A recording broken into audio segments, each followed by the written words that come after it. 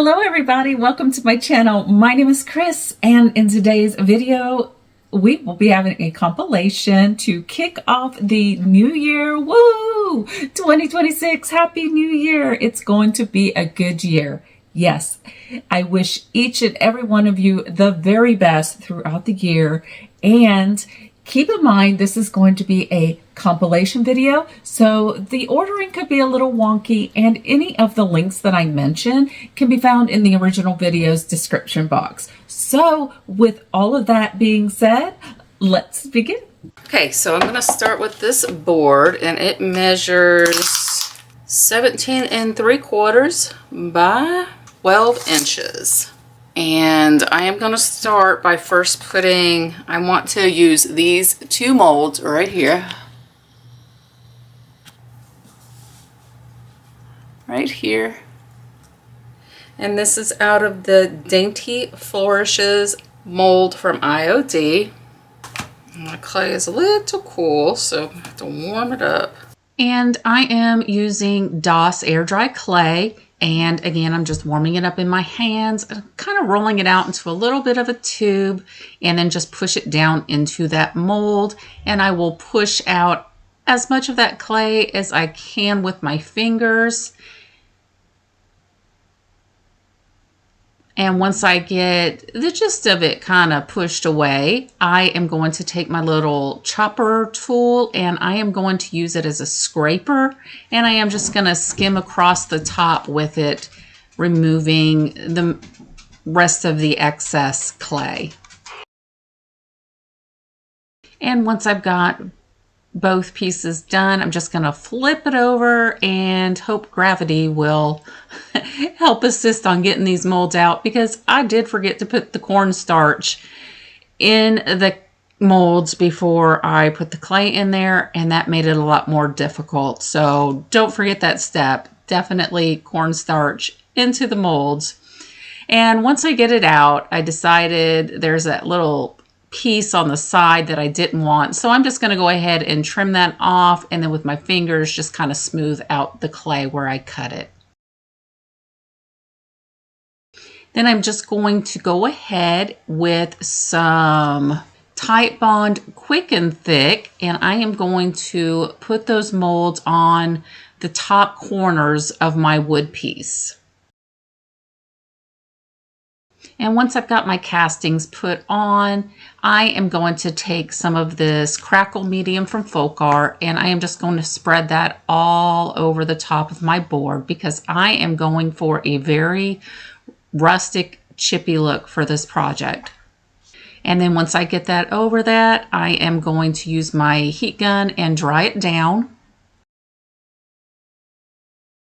And once that's dry, I'm going to take the color Americana. This is a DIY cottage color. And I am going to be using a chippy brush. And I'm going to start by painting the castings with that color first, since I did not put any Crackle Medium on those. And once I've got those castings covered, I am going to try to just do one swoop across with that color across the board. And I do the best I can. And like I said, I want this to look rustic and chippy, so it doesn't have to be perfect. Thank goodness. Because it most definitely isn't perfect, but it does look so pretty in the end.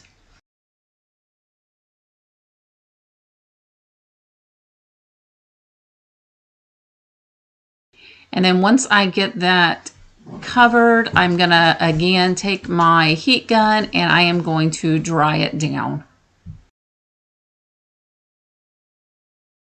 And once that is all dry, will you look how pretty this looks? I am loving it. But I have got the Lattice Rose paint inlay, and I am going to try to put this down for my very first paint inlay.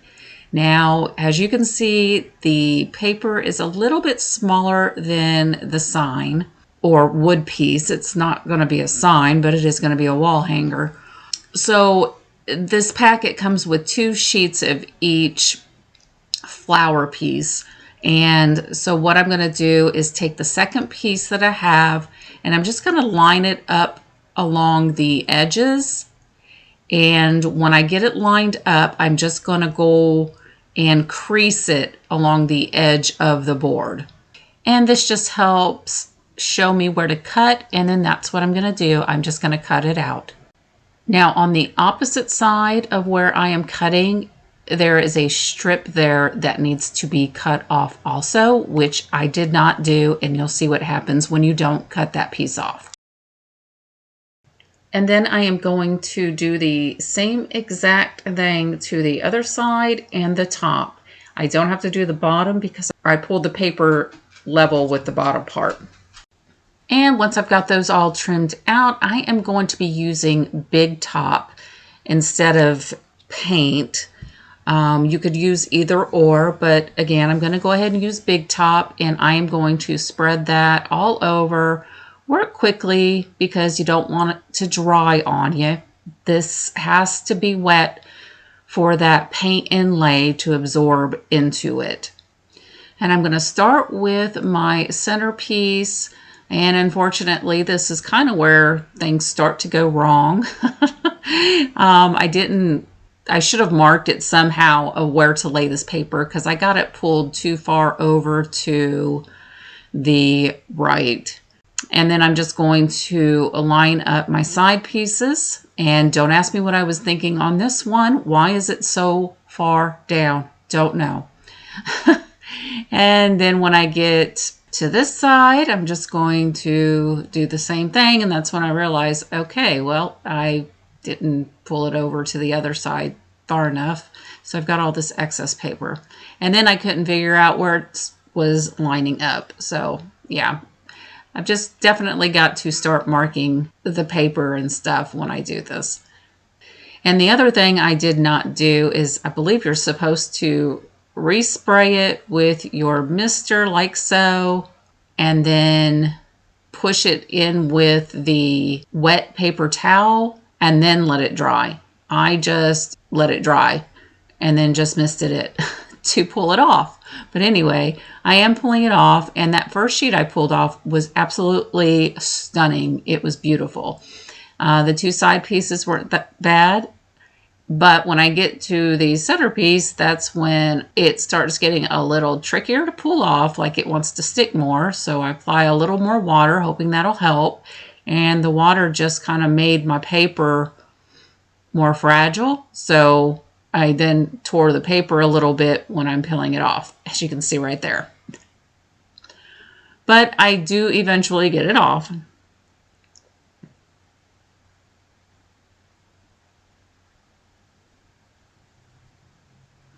And voila, very rustic, very chippy, but you see the sides there where the seams are, and the papers did not meet up. And that's because I didn't cut the edges down to remove the blank space.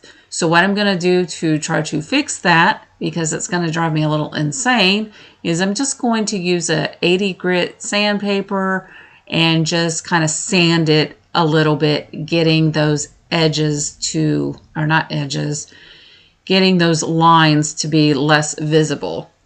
Because yeah, that would have drove me absolutely crazy, being able to see that. They were just a little too harsh, but sanding it down did help. And then I'm just going to go over the entire top again with a coat of the Big Top. And then that's when I realize, oh wait, this stuff bleeds. I completely forgot that it's paint, so when you go over it with something wet, it can bleed. So I grabbed my spray paint, clear spray paint, and sprayed over top of that. I then let that dry and then went over it with a coat of the Big Top. And this is what it looks like. It's not perfect. I am making this for my guest room. It's going to be a coat rack / key rack. But I'm going to flip it over before I do anything else. And I'm just going to go ahead and put some sawtooth hangers on the back. And I just go an inch from the outside and an inch down. And then that's where I screw them in at. All right, look at these. I found these at the Dollar Tree, I want to say last year sometime, and I've been dying to use them. So I am going to just figure out where to place them. These are going to be my little hooks for coat rack. And I am going to go ahead, and I think that looks perfect.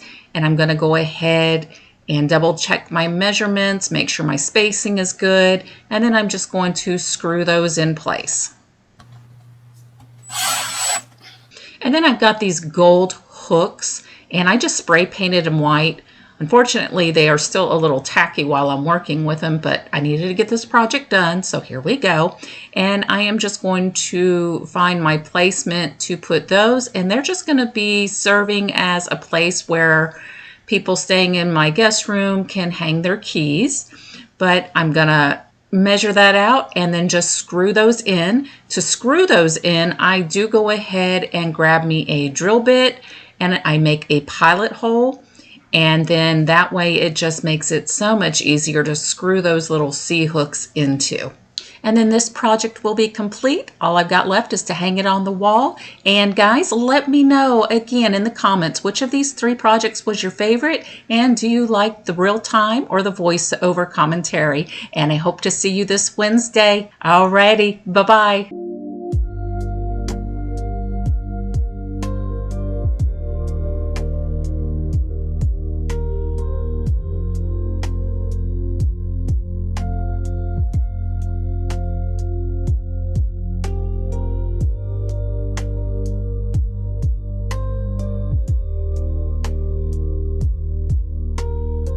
All right, so I grabbed some of these little filler containers that you can find at the Dollar Tree. They come 4 to a pack, and we are going to need 3 of them. And the first thing I'm going to do is I'm just going to hot glue them together. And there's a little ledge that runs along the side of one of them, and that just made it easier to run the hot glue along, and then just press them closed. And then I'm going to take some alcohol and a lint-free wipe, and I am just going to clean the surface off. And I am going to be using my primer, and this is from Paint Couture. And I am going to cover these with 2 coats. And the final coat, I do a dabbing motion. And I just find that when you do that dabbing motion, it helps eliminate any kind of streaking. And I'm just going to do that to all 3 of them.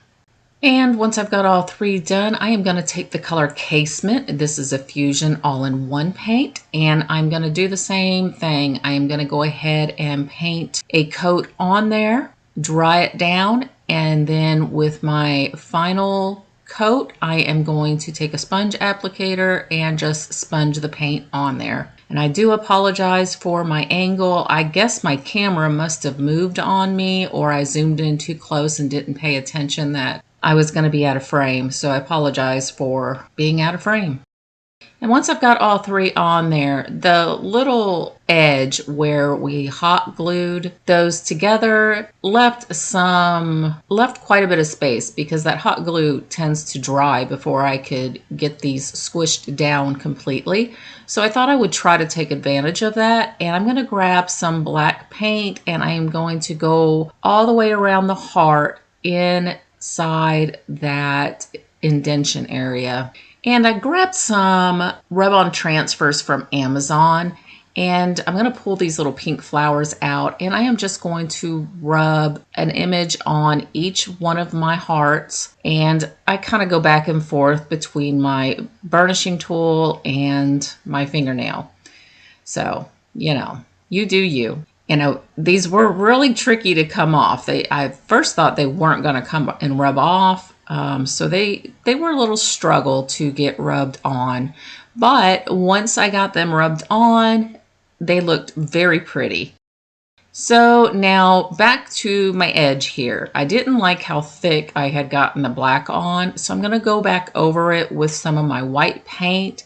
And I probably should have used my chippy brush for this step, because I ended up covering up too much of it in spots, but that's okay. I end up fixing it. And I tried to fix it by just wiping it down with a towel to get rid of some of the white. I was like, okay, let me go ahead and grab my clear wax, and I'm going to put this clear wax all over it. And then I'm going to take some brown wax, and I do the clear wax first in case I get too much of the brown wax. It's just easier to wipe off. But I didn't like how I was applying it with that little brush at first. So then I grabbed my antiquing wax instead of the other wax I was using, which was from Dixie Belle, and a baby wipe. And I started rubbing that around the edge. I started rubbing it all over the heart, wiping back where I thought was too much. And I just really played around with it. And then I went back to the brush with the antiquing wax this time, and I just started rubbing that in spots along the edge, you know, along the front. And like I said, this is just something you're going to have to play with. And the more the paint came off the brush, I liked the way it was going on there better. So definitely kind of wipe off some of that excess paint before you start rubbing it on there. But just play around with it, have fun with it, and keep on going until you are happy with the way it looks. Now, my thought process was to try to make these hearts look like metal. And that's why I use the black to kind of give it a little bit of an enamel appearance. And then I went in with the brown to give it a little bit of a rusty appearance. But in the end, when I showed my husband and my mom, I said, well, what do you guys think about these? And I said, can you tell they're plastic? And they were like, oh, both of them at different times thought they were wood. So I don't know. You guys tell me, do they look like wood? Do they look like metal? Did they end up looking like plastic? I don't know. You guys let me know. But I do end up going back in and adding some more of that black. There were little clumps of that hot glue that I decided, you know what, they can just look like, you know, rusty pieces of metal that were coming, you know, apart. So I just kind of focused my black ink on those areas, or black paint. And then next, I'm going to take some 20mm wood beads, and I pick these up from Amazon. I just feel I get more bang for my buck. And then I'm going to take some jute twine. I'm going to go ahead and thread my jute twine in each of the hearts, and then I'm going to gather both ends together and start putting some wood beads in there. And I end up doing 2 beads on one of them, 3 beads on another, and 5 beads on the third one. And at the top of the last bead, I will tie a knot just to prevent the beads from sliding up and down on the string. And I highly suggest just save yourself the aggravation, and at the end of your twine, put you some painter's tape or some tape of some sort just to make it easier to thread these.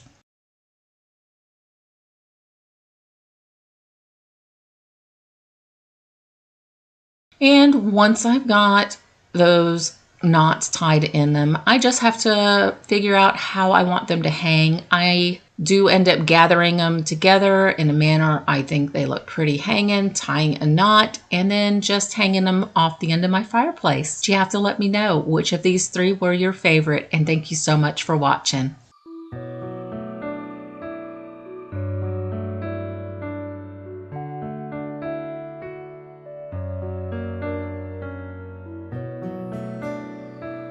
Number 3. All right, so I have got this ceramic duck. I thought it was beautiful. Let me give you a little story behind these ducks real quick. So I saw this duck and I thought that would definitely resell, right? Well, it hasn't. But anyway, when I asked the guy at the estate sale how much for the duck, he said, well, I'll give you all that duck stuff for this price. And I was like, all of this? And it was a lot of stuff. It was more than what I'm just making over. And he's like, yeah, all of it. And I was like, okay, well, I couldn't pass up the deal. I did not know if I was going to be able to sell them, but you know, here we are. So I did go ahead and clean this duck up really good, remove the ribbon, just make sure I got it all cleaned up.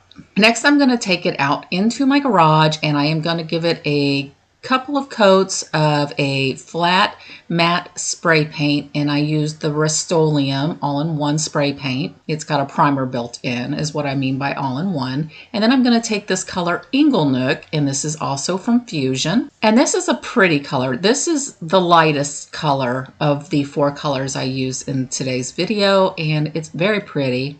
But I am going to go ahead and cover this duck completely in this color, and I end up doing about 3 coats. When I first started applying it with this brush, it kind of left a little bit of a streakiness on it that I liked. It almost looked like it had 2 colors that were actually blended pretty well, and I almost left it like that, but I thought, no, my taste is not always everybody else's taste, so I'll give it a full coverage.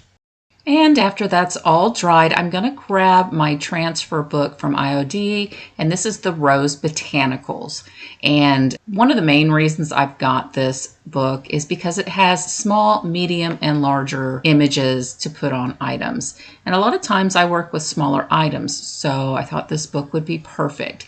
And I am just going to pick out a few different flowers and cut those all out.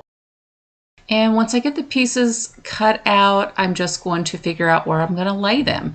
And I decided I wanted you to be able to see flowers from both the sides, the front, and along the top. That way, when somebody puts it on a shelf somewhere, then you'd be able to see the flowers from different angles.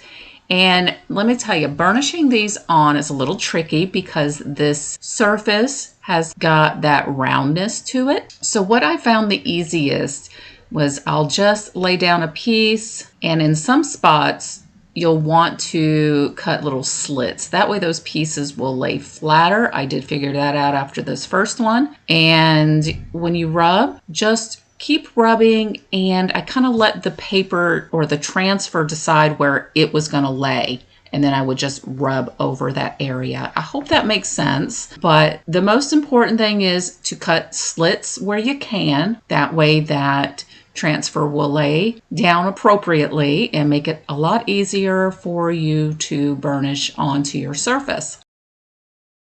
Now, some of the images or some of the flowers that I wanted on the duck had a lot going on with greenery. So a lot of times I would cut out as much detail of the flower that I could, eliminating a lot of the greenery. And then sometimes I would find myself having to cut an additional piece out of the greenery that I cut off to like add to the stem to make the stem longer or to make a leaf longer. So definitely if you cut through these images and you want to piece it back on there, that is definitely doable as well. I just hope that what I just said makes sense because this is really hard to explain.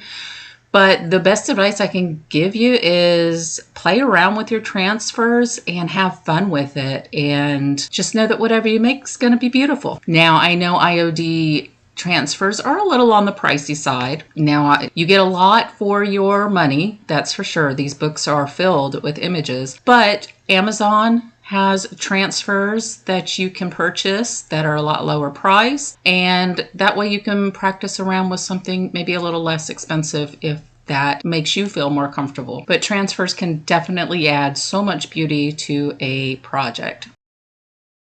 So after I get all the transfers on, I'm going to take some white wax from DIY and I'm going to wipe it, more of it around his eyes, his face area, and then I'll just wipe off some of the excess. Now I don't want it caked with a lot of white.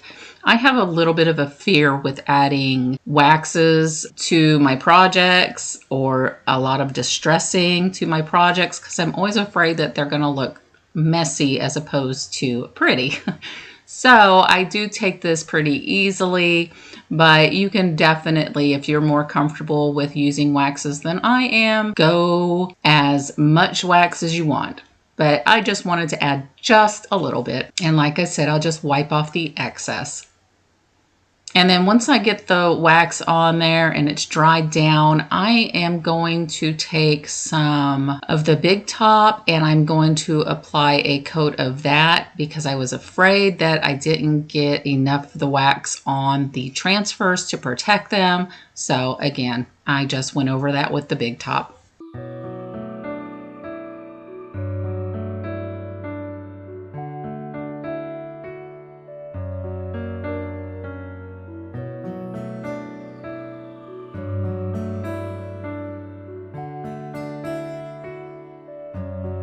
All right, to get started on this project, I have got all my wood already cut, and you're gonna need 1x4s and 1x6s for this project, and a spindle, okay? The 1x6s, I am cutting 2 pieces to 12 3/4 of an inch long, and that is from top to bottom. And I did go ahead and miter these edges a little bit just to give it a little bit of interest. And then you're gonna take the 1x4, cut 5 pieces to 5.5 inches long.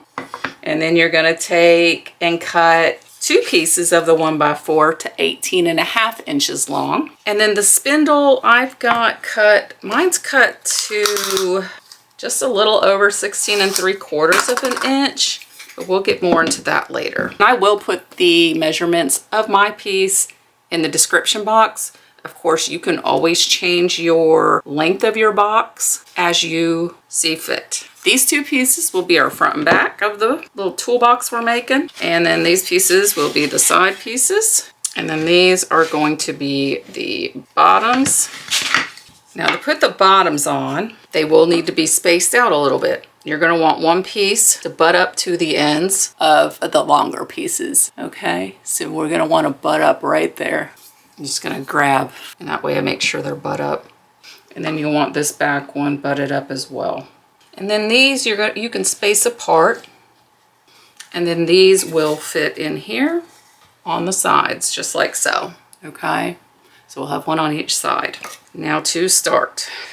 So I'm just gonna take one of my long pieces, and I am gonna be using Gorilla Glue. And I'm gonna go ahead and put the Gorilla Glue on the sides of the bottom pieces of one side of the bottom piece, and put that on the bottom of the longer pieces. This is hard to explain. Sorry if this is going to be a crazy video. And so I always like to just kind of smooth it out with my finger. I am starting with the 2 ends because I want to make sure they are butted up on the edges. And once I got those ends in place, I can grab the ones that are going in between them, and I'm going to line them up first, making sure everything still fits.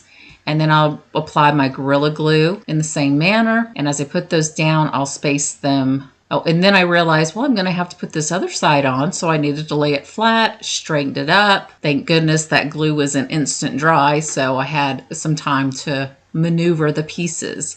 And then I'm just going to take the other side and just apply some glue to the bottom of it. And then that way I can grab some clamps for both ends. And I am going to clamp those together.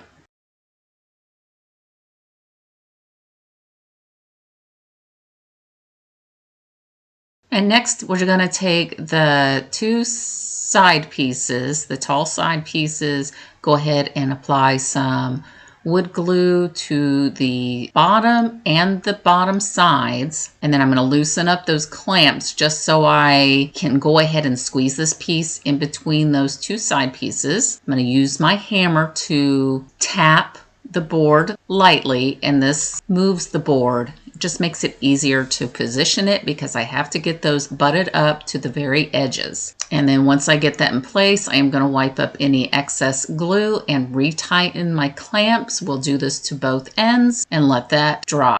Okay, so while this is still drying, I went to put my spindle in there, and I feared this. I thought I cut it too short. It really was not 100% my fault, because the spindle had a piece that actually was screwed on, and well, it wasn't going to work with that piece on there and look right, so we had to tap all that out. So taking that piece off made it shorter. So I have some of these popsicle stick scraps.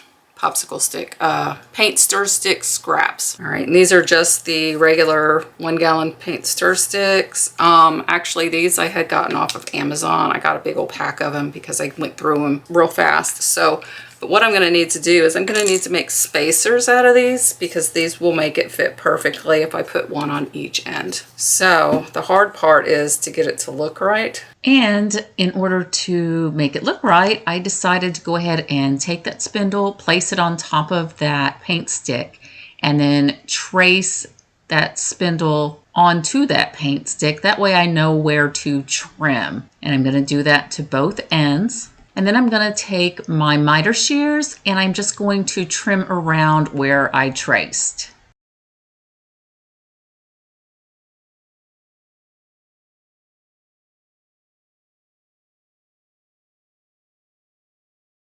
And you'll see here, I just trim little pieces off until I get it into a round shape. And then I'm going to go ahead and take my little sander and I'm going to file around the edges. First, I have a hole in this one where we had to tap that out. I'm going to have to put some wood filler in there. Okay, so once my wood filler is dry, I'm going to take those pieces that we made and I am just going to use some wood glue and glue those on and then allow them to dry. And then I decided to go ahead and put the handle in, and first I have to find center, and I'm going to find center on my very top, which is 2.5 inches wide. And then I'm going to go 1 inch down. I'm going to mark that, and that's going to be the top of my spindle. And what I should have done was measured the thickness of the spindle and then just gone halfway down and put another dot. But I was a little bit off by eyesight, but not enough to worry about. But I just wanted to mention that.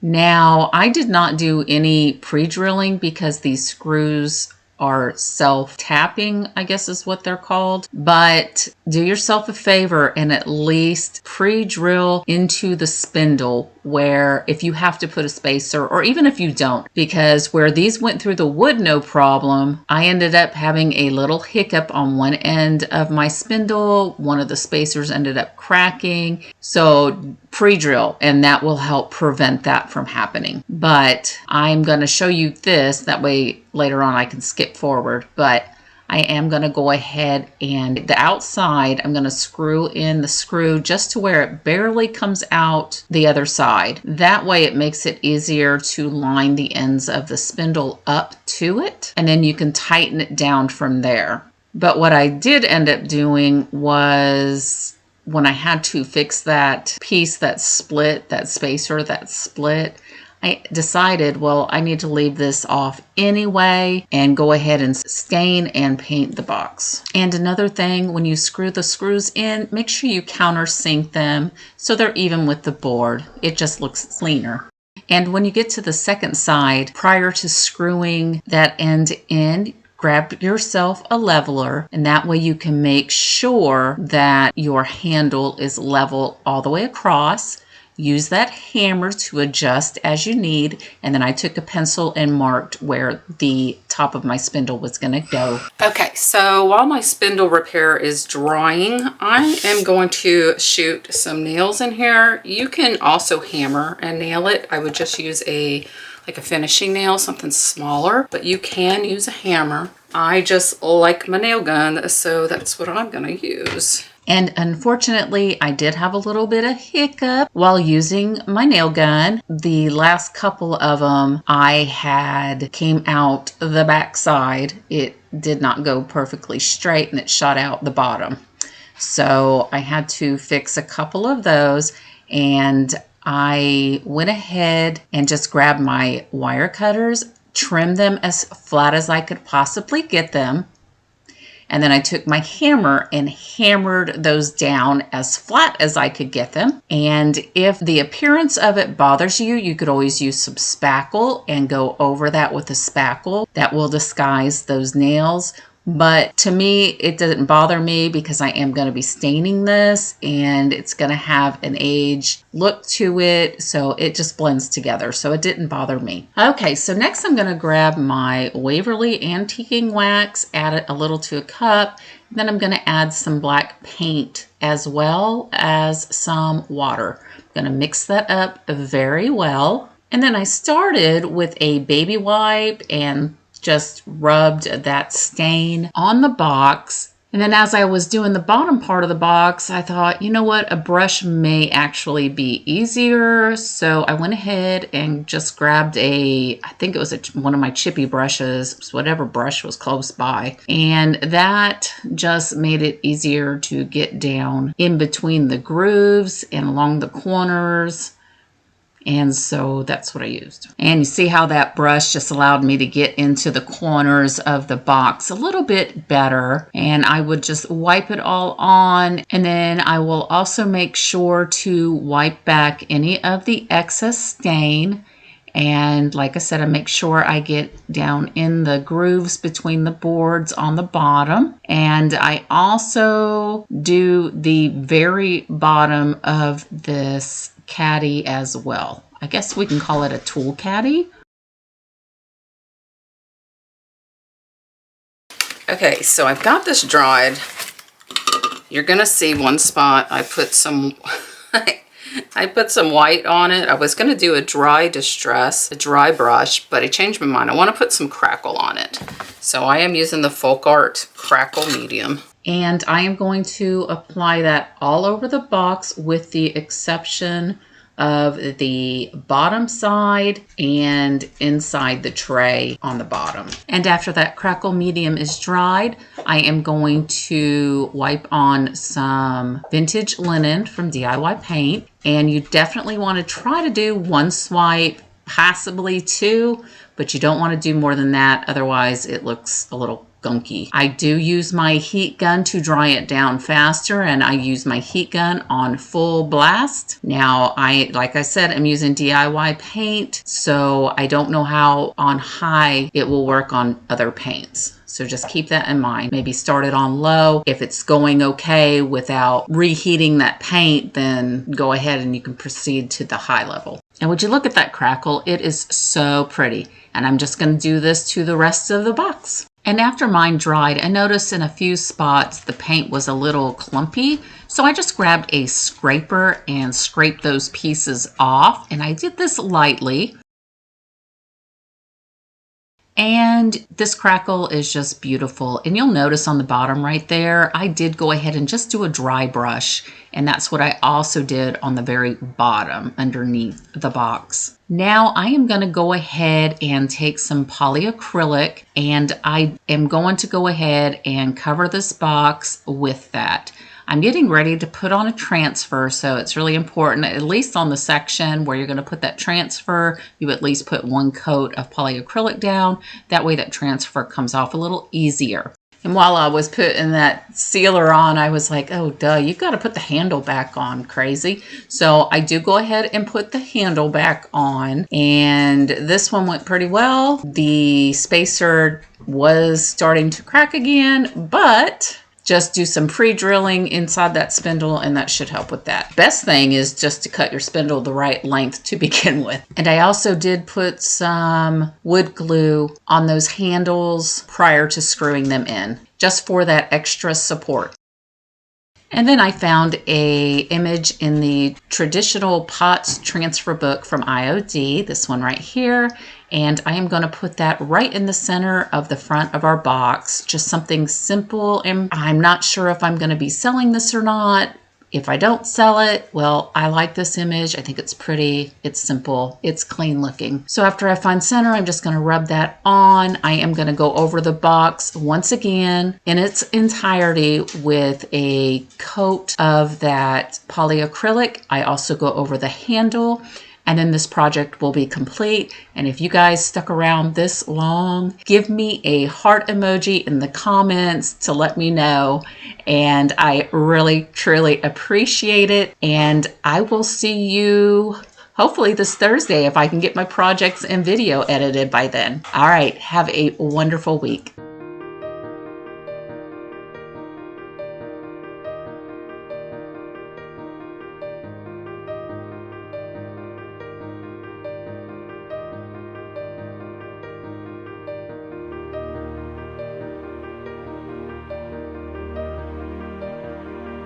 All right, so in this first project, I'm going to go ahead and I've got this picture frame, but it's actually a chalkboard, and this came from the Dollar Tree. I grabbed it because I love the detailing on it.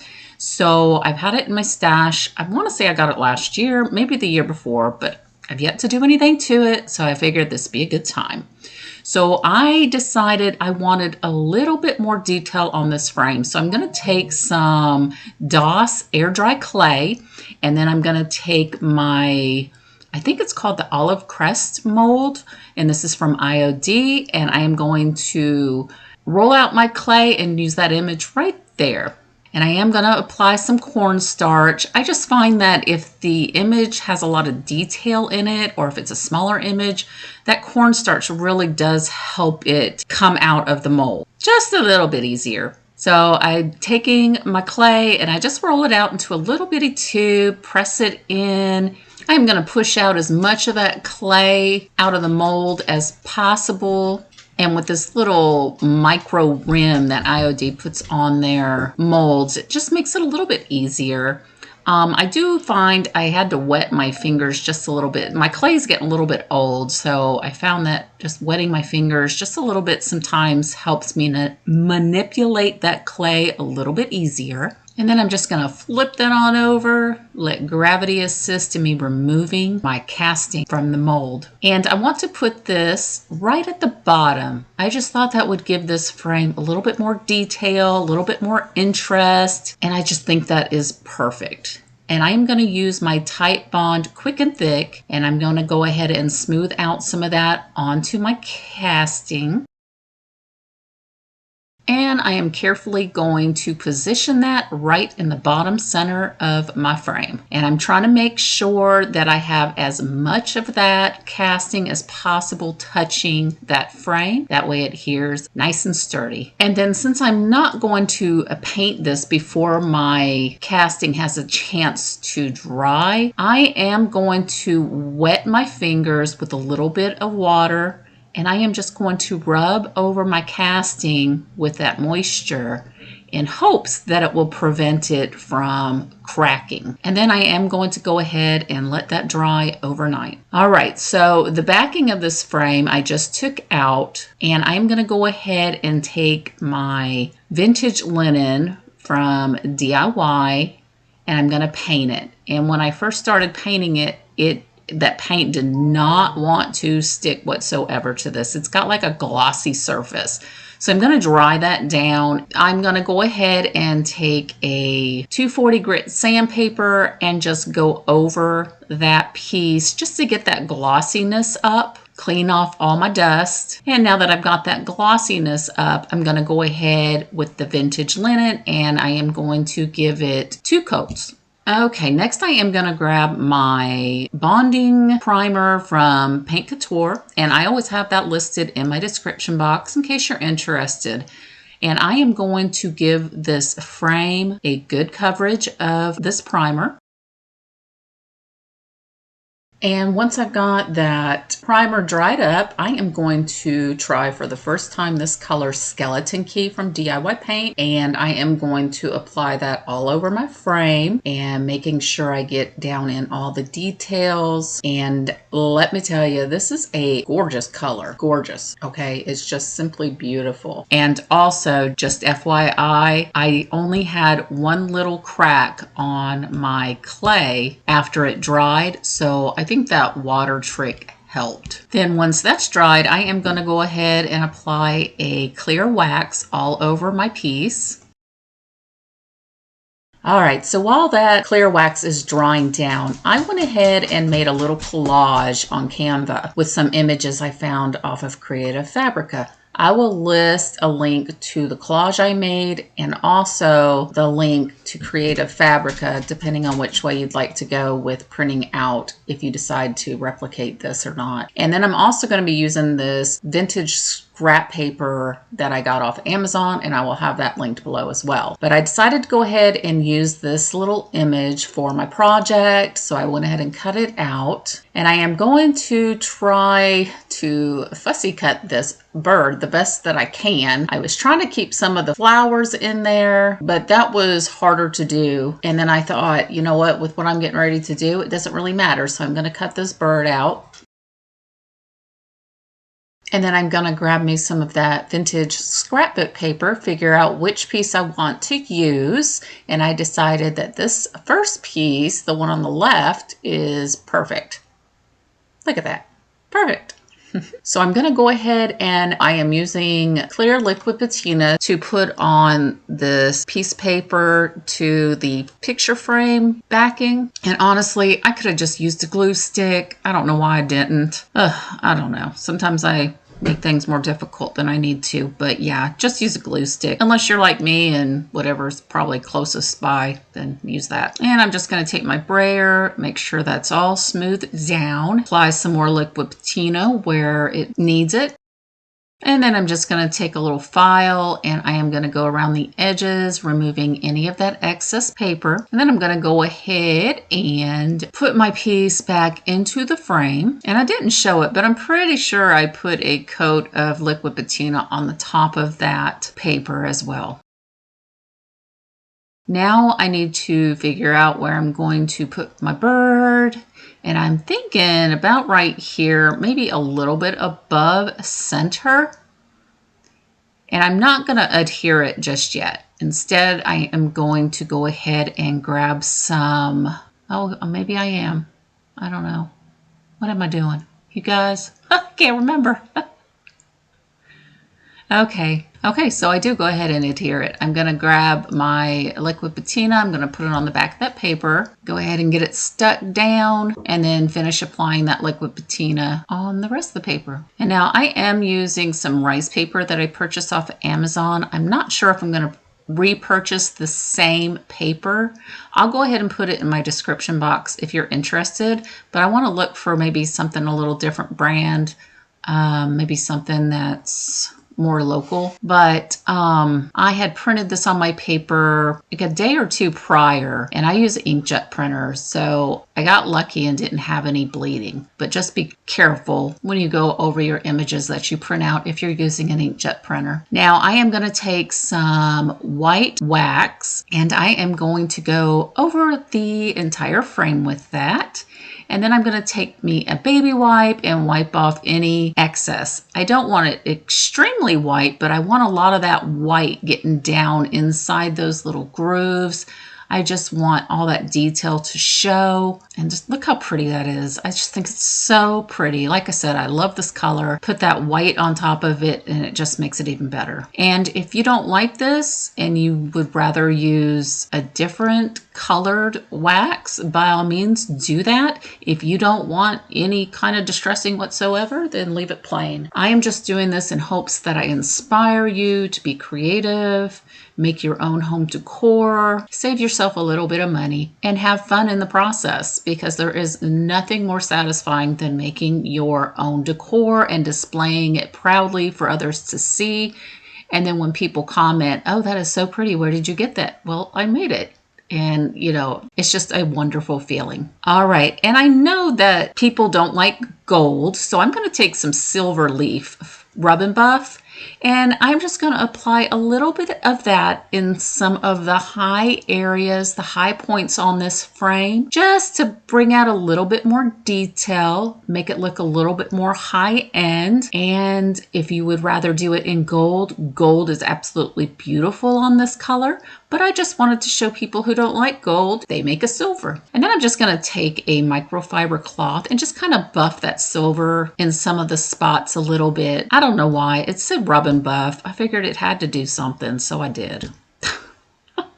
All right, so I want to add a little bit more detail to this. I have got some Spanish moss and floral moss, and I just kind of mixed it together. And then I'm going to take some hot glue right below where this bird is, and I'm just going to start pushing that in there, give it the appearance that it is either in some high grass or it's made itself a nest. Either way, then I'm just going to trim off any excess wild, crazy moss sticking out. And then I've got some lavender. This lavender I have picked up from Walmart, and I've had it in my stash for quite a while. Anytime I go there and I see lavender, I always pick it up because I think they have the prettiest lavender.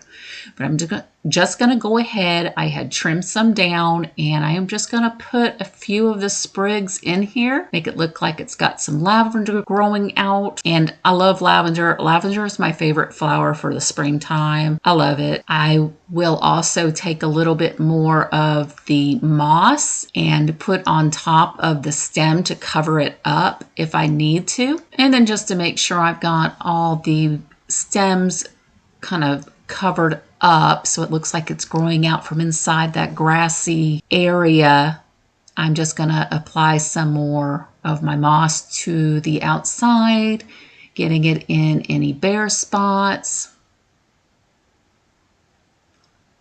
And then I've just got these little purple flowers that I have picked up from Hobby Lobby. I got them, I want to say it was like last spring or the spring before maybe, and they had them on like sale. So I mean like an extra sale.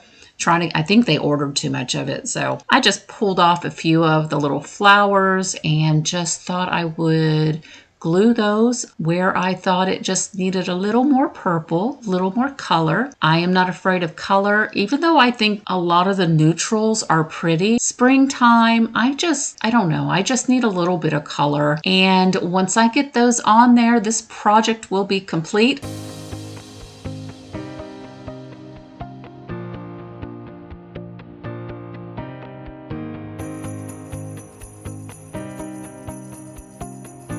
As you can see, I have an assortment of spindles. What I'm going to do is I still need to wipe them down, trim up any real bad imperfections. Like anything like this, I'm just going to cut a little bit off just to straighten up that edge. And then I'm going to turn these into carrots with the exception of one of these. I have another idea, but while I'm doing these, I'm just going to go ahead and prep it as well. Like this one has, like some of them have a lot of glue, heavy glue on them. So I may just with my miter saw just trim them off just a little bit to get a smooth surface. And these taller ones, because I'm going to need to stick some greenery in it, I'm probably just going to go ahead and cut off the very tops to give me a flatter surface. Same with these smaller ones. So I shall return. And once I get all that completed and back in my craft room, I'm just going to take a drill bit, and on each of these spindles, I am going to drill a hole through the top. Now, it was hard for me to get a good angle of this, and that's because I really had to have it close to me in order to grip and push that drill at the same time. Just be careful if you do this. If you have a vice grip, that would be the best thing to do. And I'm sure I'm going to hear it from my husband when he watches this video. Sorry, baby, had to do what I had to do. And once that's complete, I am going to grab the color Summer Crush. This is from DIY Paint, and it can be activated with water. So just FYI for those of you who don't know, which I'm sure most of you do. But I always like to stir my paints prior to using them. And once I get that all stirred up, I'm just going to grab me a chippy brush. And I have two chippy brushes. I have a softer one and I have a more rough one, I guess. And I'm grabbing the rougher bristled one, and I'm just going to go over all of these carrots. Just do a messy dry brush. And once I've got that paint dried down, which I do with my heat gun, I am going to go ahead and take DIY's clear wax, and I am going to go over all these spindles with that clear wax. This is going to help protect that paint that can be activated by water, because you definitely don't want somebody to spill a little bit of water on it and the paint start coming off. So I picked my greenery up from Hobby Lobby when it's on sale, and I'm going to use these bushier ones for the smaller spindles, and then I'm going to use the other ones for the longer spindles. So when I go to cut and prepare the bushier greenery for the smaller spindles, I would first trim off a stem, and then I didn't like the length of it. You are going to need to trim down the stem part. And right here is where I just took a piece of that wire stem and just put in the piece that I took off of the other piece. So they weren't going to be as tall, but I still wanted the bushiness. Just like that. And when you have two of those together, it is going to be a tight fit, but The smaller ones, the tight fit, I didn't have to use any glue. I just was able to shove them on in there and they stayed perfectly fine. Now when I get to the taller ones, those I just went ahead and put a little bit of hot glue down the hole and then just took a stem and pushed it in there and held it until that glue set up. And voila, pretty as can be. Okay, so this spindle, I've got one of these large knobs, got the flat, and then these are the number 0 biscuits. And I've already started filing one. So what we want to do is these have got a flat, see how flat they are. So we are going to go ahead and round it. And then the bottom, we want to try to kind of get it as narrow as possible. Or you want to get that into like a point, is what I'm trying to say. And because that point is going to go into a little hole that we're going to be drilling on the top of those wood beads. So you'll just have to play around with it. So on one end, you're going to have it rounded for the top of the bunny ears. And then on the bottom, you're going to have it pointed so we can put them inside some holes. And they'll pretty much look like this. All right, so with the knob, I'm going to take a 3/16 drill bit and try to drill a hole. So when you're drilling the hole, you want to make sure you get that hole large enough and deep enough to fit the tip of your little wood biscuit in there. So you may have to play around with this just a little bit if you decide to make one of these. And what I like to do when I drill my second hole is I like to hold my first ear right there just to get an idea of where to put that second hole. And once we get the holes just right, I'm going to take some wood glue. Wood glue is the only glue for this that I am going to recommend, and that's because when you use this wood glue with those 2 wood pieces, as it dries, it's going to make those 2 pieces pretty much become one on a molecular level. And so I'm just going to squirt some wood glue in both holes, and I want that wood glue pretty much coming up to the top of those holes. You see, I'm just going to kind of tap down a little bit, fill it up until it's nice and flush with the top. And then I'm going to take both wood biscuits at the same time and I'm going to put them in the holes with the pointed side down. And then I'm just going to figure a way to hold both pieces with one hand and wipe up any excess glue that's kind of coming out. I don't want too much of that glue, so I'm just going to grab a baby wipe and just kind of wipe away some of that. And I'm going to hold these there until that glue starts to set up and those ears will stand up on their own.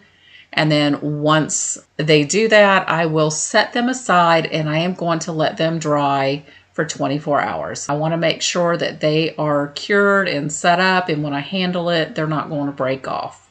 And after about 30 minutes, I'm going to go ahead and apply some wood glue to the top of my spindle, smooth it out with my fingers, and then I'm going to take that bunny head and I'm going to put it on the top of that spindle, and I'm going to hold it there until it sets up and doesn't slide around anymore. And then once it does that, I'm going to set it in an upright position, and that's when I let it sit for 24 hours. And I get back to it in a couple days, and what I'm going to do is grab some walnut gel stain, and I am going to go ahead and put that stain along the ears and the head of this bunny so it will match the rest of the spindle. And when I put the gel stain on, I am going to start at the ears, then I'm going to apply it to its head, and I'm not going to wipe back anything until I get this completely covered.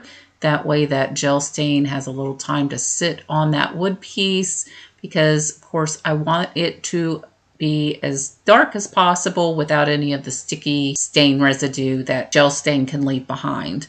Then I'm just going to use my heat gun to dry that down.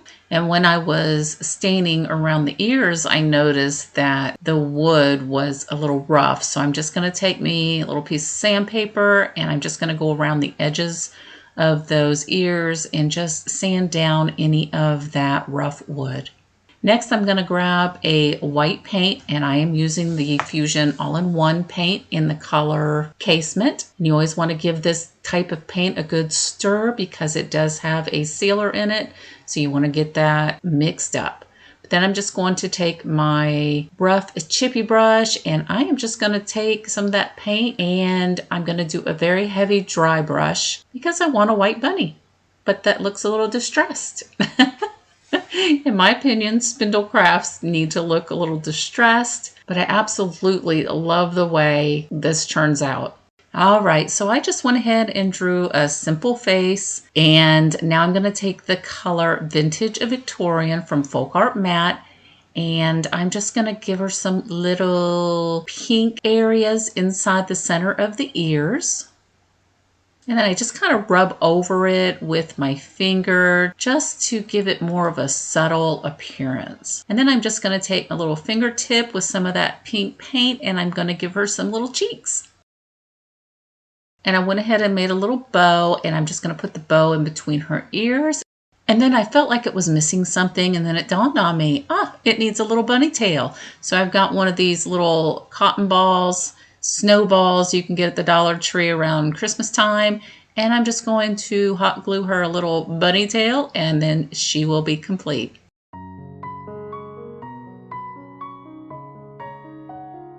All right, so I found this recipe box probably last fall, late summer, something like that. Picked it up for like $3.99. It's solid wood. I think it's called like a folk art recipe box, but anyway, to me, the image is just a little outdated. I mean, it's cute and all. It was hand painted, but it is time to give it an update. So I'm going to grab some of my cleaner from the Dollar Tree. And then I found out after I was cleaning it that these little pegs pop right on out. And I'm going to set those aside because I'm not going to do anything to those. I'm just going to leave them brown. I'm just going to go ahead and sand it. I'm also going to go ahead and sand the back of the box. The surface is really kind of glossy, so I am just going to sand it a little bit all over, focusing on the areas that are painted. And once I sand it, I will dust it off. Now, the top of this image, it was a little tough, but I got it. So after spending some time with that, I just, again, wipe the dust off, and we'll move to the next step, which is to go ahead and take some primer. I'm using the 2-in-1 primer from Couture, and I end up giving this about 3 coats to cover up that image. So, use a good primer. If not, it's going to take a little bit more. I'm going to cover the entire box with that primer, with the exception of the very bottom, and that's because I have a different idea for that. And once I've got that all primed, I am going to try the color Crinoline from DIY Paint. And I am going to go ahead and coat everywhere that I primed with this color. And I didn't film it, but I did go ahead and do a distressing around the edges. I used a 220 grit and just distressed it until I was happy with it. And I distressed even through the primer, bringing out some of that wood. And I think it turned out really good. Now, I was a little hesitant on the color at first, but after looking at this piece, I'm actually really liking it. So I had this scrap piece of paper just in my stash. It's sat there for a while. I don't even know what it came out of. It almost feels like calendar paper, but I know it didn't come out of calendar. I'm thinking it might have been in a photo frame. That's what I'm thinking. But I'm just going to cut me out a piece to fit in the bottom of this. I figured that way, whoever buys this piece, when they open it and look in it, it's going to say thankful. Just a little reminder to be thankful. I don't know, quirky, maybe. I like it. But I'm just going to go ahead and I use my little Dollar Tree picker thing. I don't know what it's called. I can't think of it right off the top of my head. But I use that just to kind of, the spatula side of it, just to kind of push down on the sides. And then it kind of folds it. And then that way I can just go back through it and cut out what I don't need. Next, I'm going to go ahead and take my clear liquid patina. And I am just going to go and put that all over the bottom. And I decided to use the clear liquid patina because it's good for indoor and outdoor use. So that tells me it's got a pretty decent waterproof ability. And this is going in the kitchen, and you never know, just in case little drops of water get in there. I'm just going to go ahead and press that paper down in there. Make sure I get it nice and flat. And another good thing about this liquid patina is you have a little bit more working time than you do with, say, a Mod Podge. And it was a good thing because I did have to pull it out and kind of straighten it up just a little. I had it a little too high. And when I pull it back out, I am going to apply some more liquid patina. And this time I'm going to put it on the back of the paper. And this time I try to get it started in the center the best I can and just use my hand to kind of press it and tap it in there. And then I get smart and I'm like, I have a silicone spatula. That would work great. So I'm going to use my little silicone spatula just to kind of get some of those bubbles and stuff out from underneath, making sure it's all nice and flat. And then I'm just going to take some more liquid patina and I am going to coat it on the top.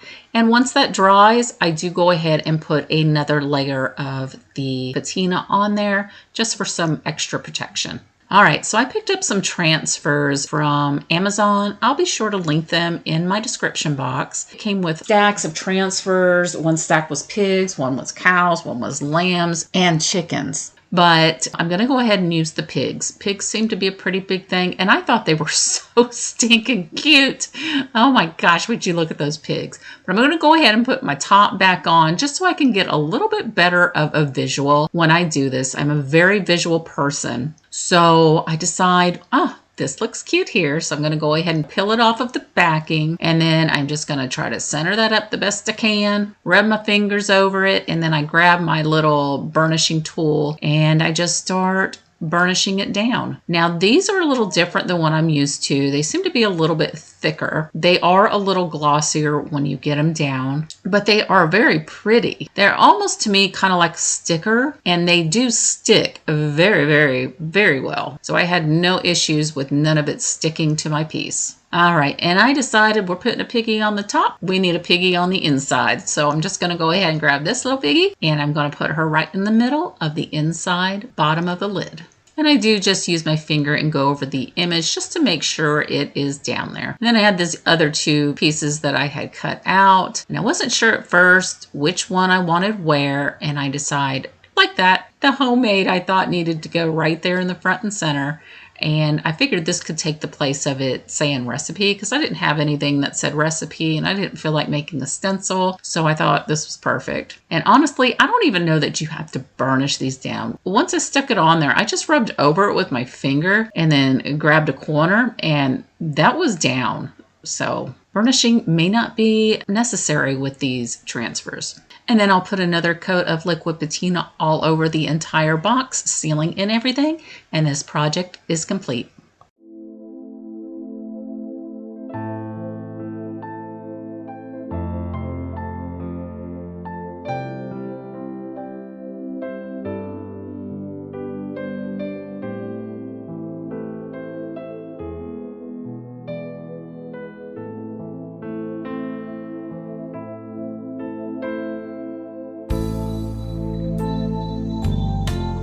Okay, so I had bought this teapot off of a Whatnot auction, and this is how it came. I was so devastated.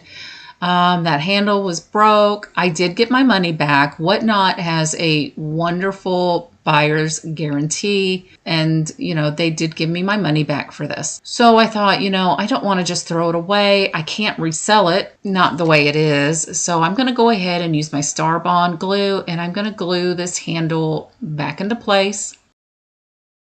I do just let this sit until it sets up, and then I'm going to go ahead and, because this is such a slippery surface, I'm going to go ahead and do my 2-in-1 primer from Paint Couture, and I'm going to do that all over this teapot. And after I've got my primer dried down, I am going to grab that beautiful yellow color Spanish Sunrise from Paint Couture, and we're going to go ahead and paint the teapot all over where we primed. Now, I do kind of wish I wouldn't have used my brush. I wish I would have just grabbed like a sponge and sponged the paint on, which I do eventually, but in the beginning, I just painted it on, and then there was too much streaking going on, so then I started using my sponge brush.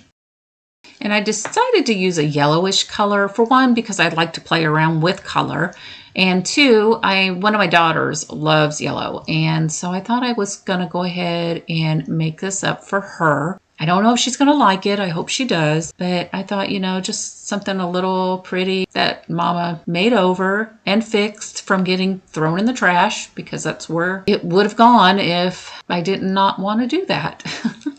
And once I get the paint on and it's dried, I've got this fairy tale floral booklet from IOD, and I've really been wanting to use this, but I'm going to go ahead and trim out a few pieces. And I thought I was going to use this whole bottom section that I cut out, but I ended up changing my mind, and I end up just using 2 of the pieces here. So I'm going to go ahead, and I did end up just trimming out each piece because I wasn't sure that I was going to use them all, but I am definitely using these 2 side pieces right here. I'm not going to use the butterfly.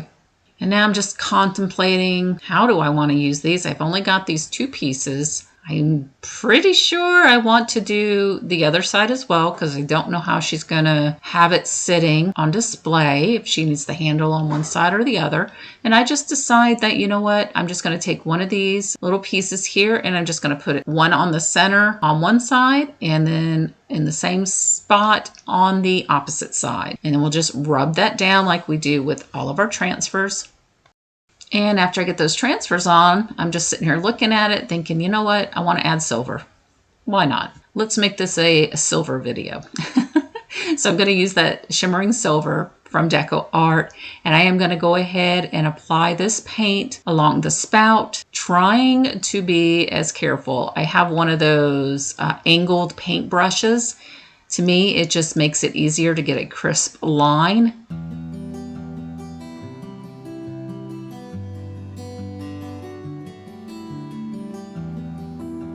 And I do go ahead and I start with 1 coat, and it definitely needs about 2 to 3 coats to get it to look nice and shiny and pretty without any of that paint coming through from underneath of it. And then on that spout, I just go around and make sure you get down inside of the spout, because of course, if it's sitting on a table or something, people will be able to see something like that. So I did make sure I got down as far inside the inside of that spout as I could with that silver color.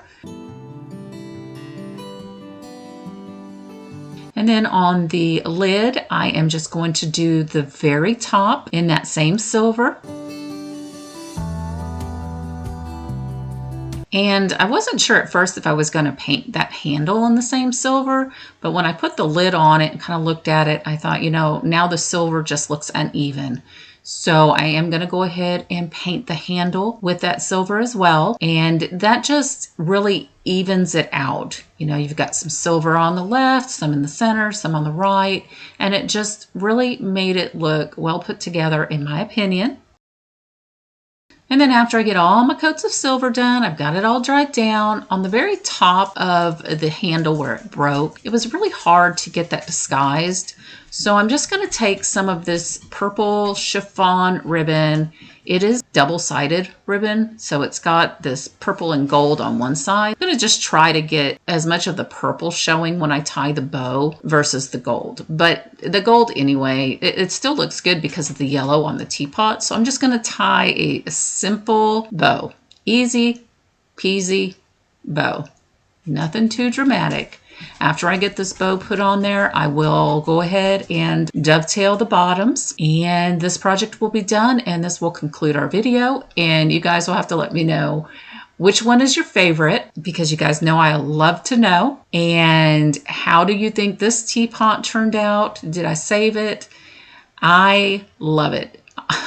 Honestly, I want to keep it, but I don't have room for it. That's why I do what not sales, but it is going to go to my daughter. And I hope you guys have a wonderful day, wonderful week. And don't forget to hit that notification bell, because I know a lot of my followers are not watching. Hit that subscribe button, please, and share this out to your friends. And hey, thank you so much, and I love you guys. Bye-bye.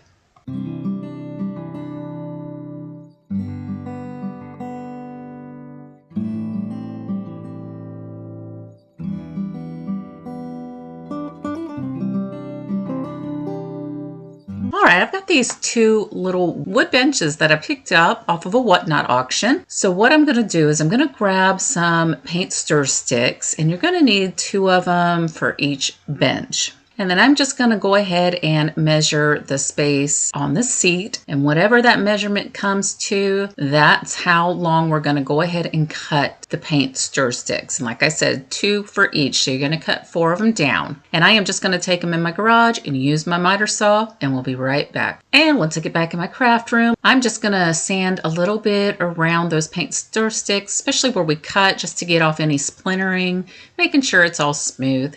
And then I'm going to go ahead and take my same sander, and I'm just going to smooth out on the seat area because I want to make sure I get a nice good contact with the glue that I'm going to be using. And this piece had been stained at one time, so I mean, I'm not trying to get all the stain off, but any kind of gloss or anything like that, I just want to make sure that's off. All right, so once I get that sanded, I'm going to move on to make me a casting, and I'm going to use this mold. This is from IOD, and it is called the Rosette mold. And I have just got this in, so I was pretty excited to use it, but I'm just going to go ahead and make me a couple little castings, like I said, making sure I put some cornstarch in there before I proceed with putting my clay in. It just helps remove it a little bit better. And I made the 2 different ones because I just want them to have just a little bit of a different look. Not too different, but just a little different. And plus I wanted to see which one I thought looked better. I'm going to go ahead and take some of my Tite Bond wood glue,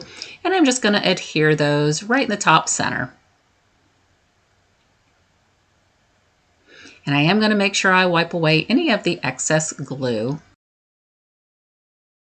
And then next, I am going to grab the color Farmhouse Linen. This is from Paint Couture, and I really like this color. It's a beautiful color, but if you've got the color Plaster, it's really close. But I'm going to go ahead and take that, and I am going to cover up both these benches, and I'm going to do it while my clay is still wet. When I go over the clay pieces, I'm just going to be very careful not to tap on that casting too roughly because I don't want to distort the image. And also when I'm painting the benches, I'm not going to paint on the seated area because we've still got to glue those wood pieces in there.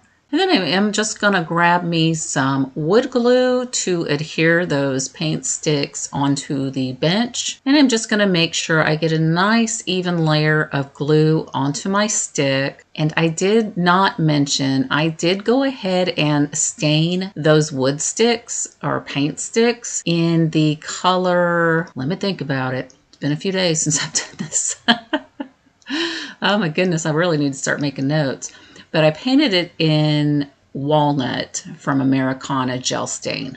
And then I'm just going to place those on the bench, one on the back side and one towards the front side. And like I said in the beginning, this is the What Would You Make challenge. This challenge is hosted by Rustic and Lace DIY and Divine Designs. You will find both their links listed in my playlist. And this month's special guest host is my good friend Tiffany from Simply Blessed Crafts. Her channel will also be linked in my description box, as well as the playlist with all of the other crafters who are participating in this month's challenge. And I hope you guys will go and give them a follow. And thank you, Brenda and Christine, for allowing me to be part of this collab. All right, after we got our seats all finished up, I am going to grab this Van Dyke Brown Glaze, also from Paint Couture. And I'm just going to grab a small brush, and I am just going to go over those little clay pieces we put on there, just cover them up very well. And then I am going to go ahead and take a towel. And then I was like, well, let me grab a baby wipe. The baby wipe's going to work a little bit better, but I'm going to wipe off any excess glaze because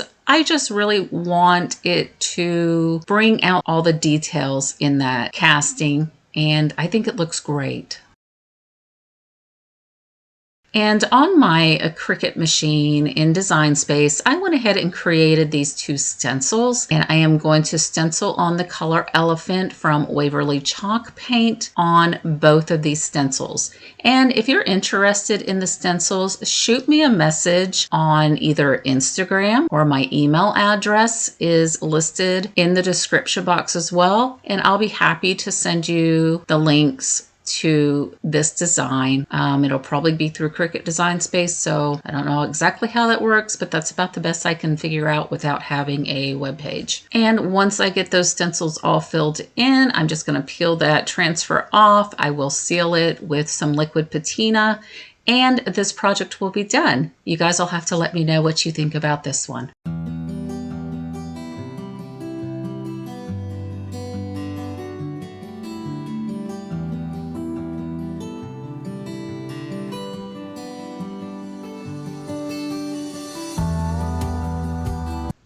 I found this beautiful wood basket at a thrift store, and I've just had it sitting in my stash. I had tried to sell it before on one of my whatnot auctions. Nobody seemed interested, and I just felt like it was more of a fall basket with the apples on there. So I've just had it sitting there, and one day it clicked. I said, you know what? I just put these shelves up in my craft room, and I need some storage.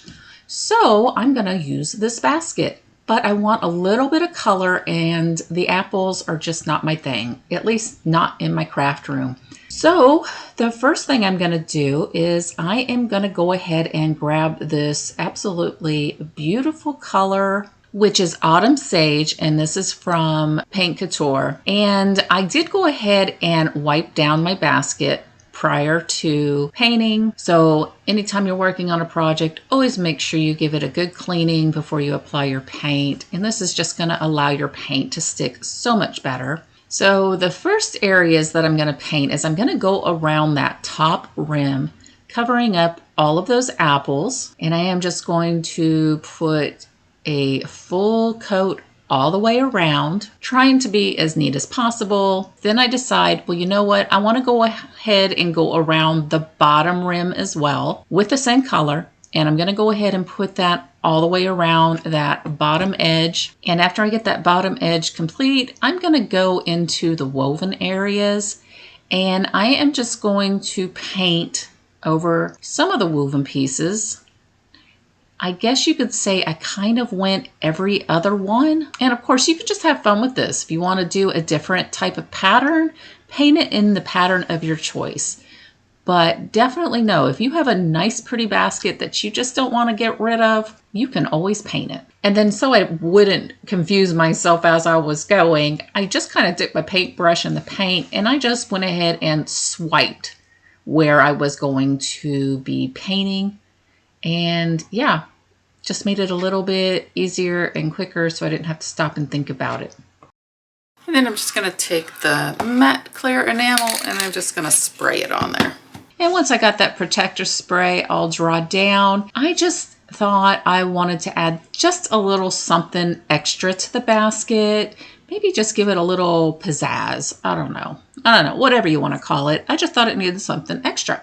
Well, I've got this fabric here that I had actually found at the Dollar Tree, and I picked it up because I thought it was a very pretty color.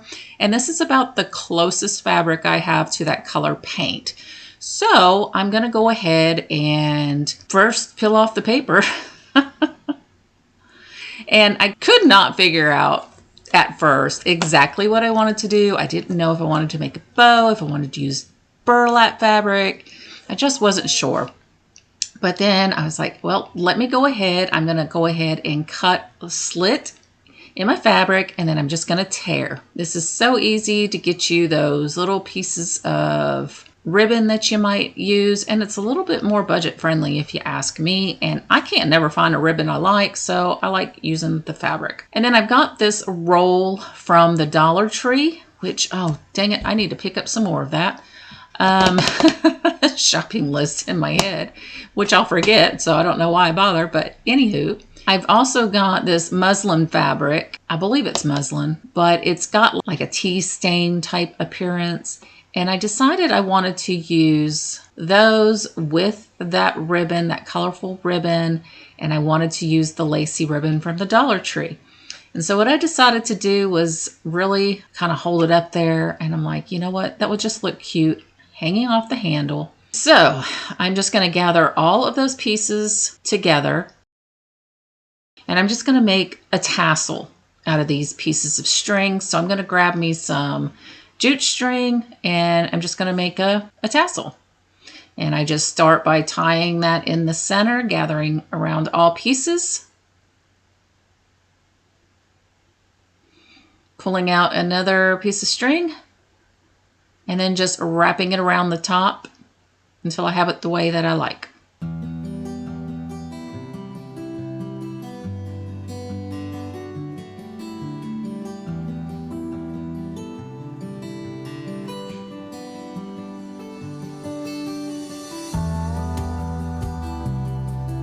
And I was fighting all these strings.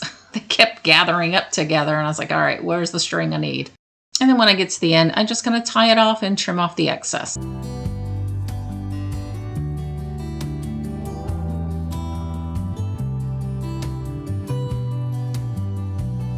And then I'm just going to tie that onto the handle of my basket. And there's like a little lump on the handle closest to the basket itself.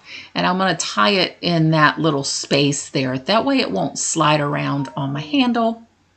And then I'm just going to trim it up from the bottom because it was just a hair too long. Trim off some of those little strings because those were a little crazy in there. I don't mind some, but I didn't want it to look all ratty. And then once I get this all trimmed up, looking pretty, it is ready to be put on display. And I love how it came out. I decided to go ahead and use it as a floral storage basket. What do you guys think?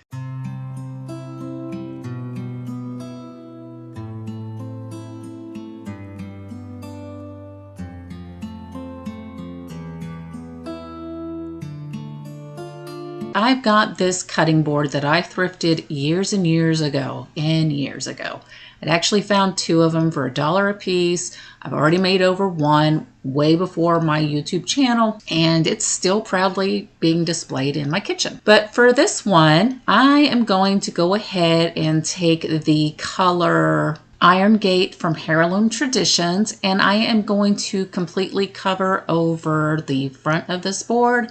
Yes, I know it's already black, but I wanted it to look a little bit better than how it looked, so I went over it with black. I did not do the back side because I'm thinking somewhere in the future I may decide to do a double-sided cutting board, but I'm not sure. We'll see. After I got that paint all dry, I am going to grab the Catarina rub-on transfer sheet and the very first sheet in the book right here. I love this because it's got the birds in the center, and honestly, I'm pretty much using this transfer just as it is. I'm going to go ahead and cut all 5 pieces out just to make it a little bit easier to work on the piece that I am working on because it is a little bit smaller than this sheet itself. And then, like everybody usually does, I'm going to kind of lay it out to see how I am going to be positioning this on my piece. And once I get an idea that I think it's going to look okay, I'm going to start in the middle with these beautiful, beautiful birds. And I'm going to place that in the middle, take the tool that comes with every IOD purchase, and I am going to rub over that image. Once I get a good once over, I will pick a corner, lift up on that corner, and keep burnishing at the same time. And as you're lifting up, the image will transfer to your piece. If a piece is missed, just let that sheet fall back down and rub some more. And because this paint had a sealer in it, I did not have to put any kind of sealer down. So I was able to just put these transfers on that, and they stick like a charm. And you see there where I had missed a piece when I pulled that sheet up, I just laid it back down, rubbed some more, and then burnished very lightly with that transfer sheet, making sure the entire image is stuck down. And then I'm going to continue on with my flowers, and I'm going to put 1 on each corner. Like I said, I loved this image just the way it was, and I thought it would be beautiful on this cutting board. Now, this cutting board I had thrifted, however, there was a tag on it. It originally came from Dollar General. They had sold them for $3, so it did originally start as a decorative piece.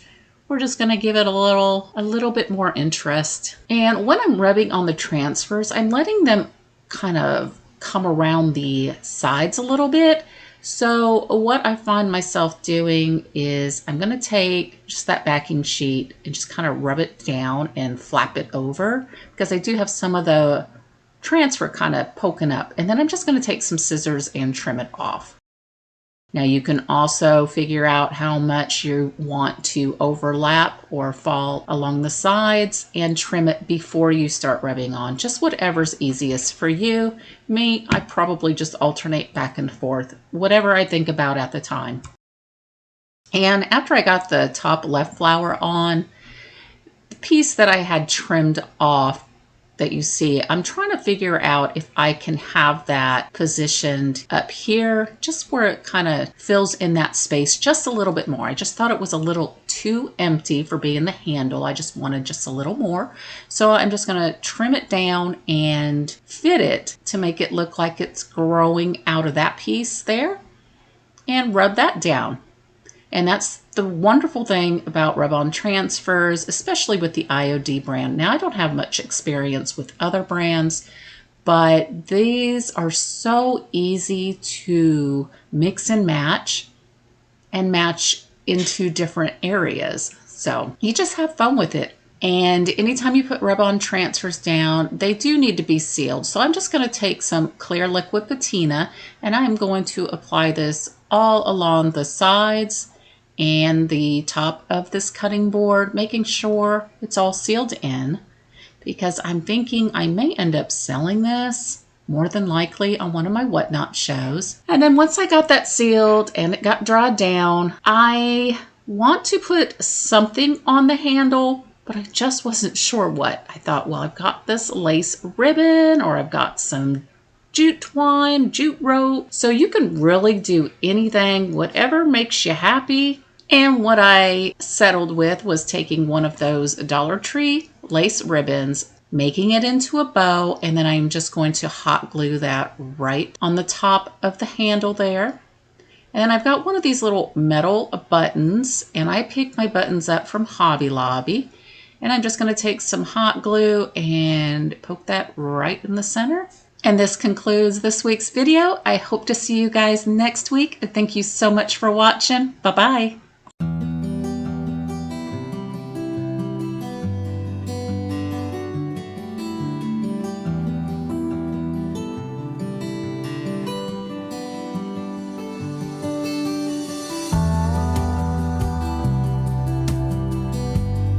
Now this piece here is another piece I got off of an auction, and it's just an old cabinet door that somebody upcycled and put hooks and added some flowers and used as a key holder. Now I decided, well, I'm going to make this over. I'm going to try to resell it, and let's see what I can do with it. The first thing I'm going to do is I'm going to remove all of them hooks, and then I'm just going to grab me some sandpaper, and I am going to go over the painted flowers. They are a little bit raised, so I want to try to smooth that down as much as possible. I don't want any shapes of floral poking through. It ended up not being too much of a big deal because I do end up decoupaging on top of this, but still I don't want there to be any lumps in my decoupage paper. And I am starting with a 120 grit piece of sandpaper, and then to smooth it out I'll use a 220. Once I get that sanded down smoothly, I'm just going to go ahead and take my degreaser cleaner, and I am going to clean off the complete top part of my cabinet door.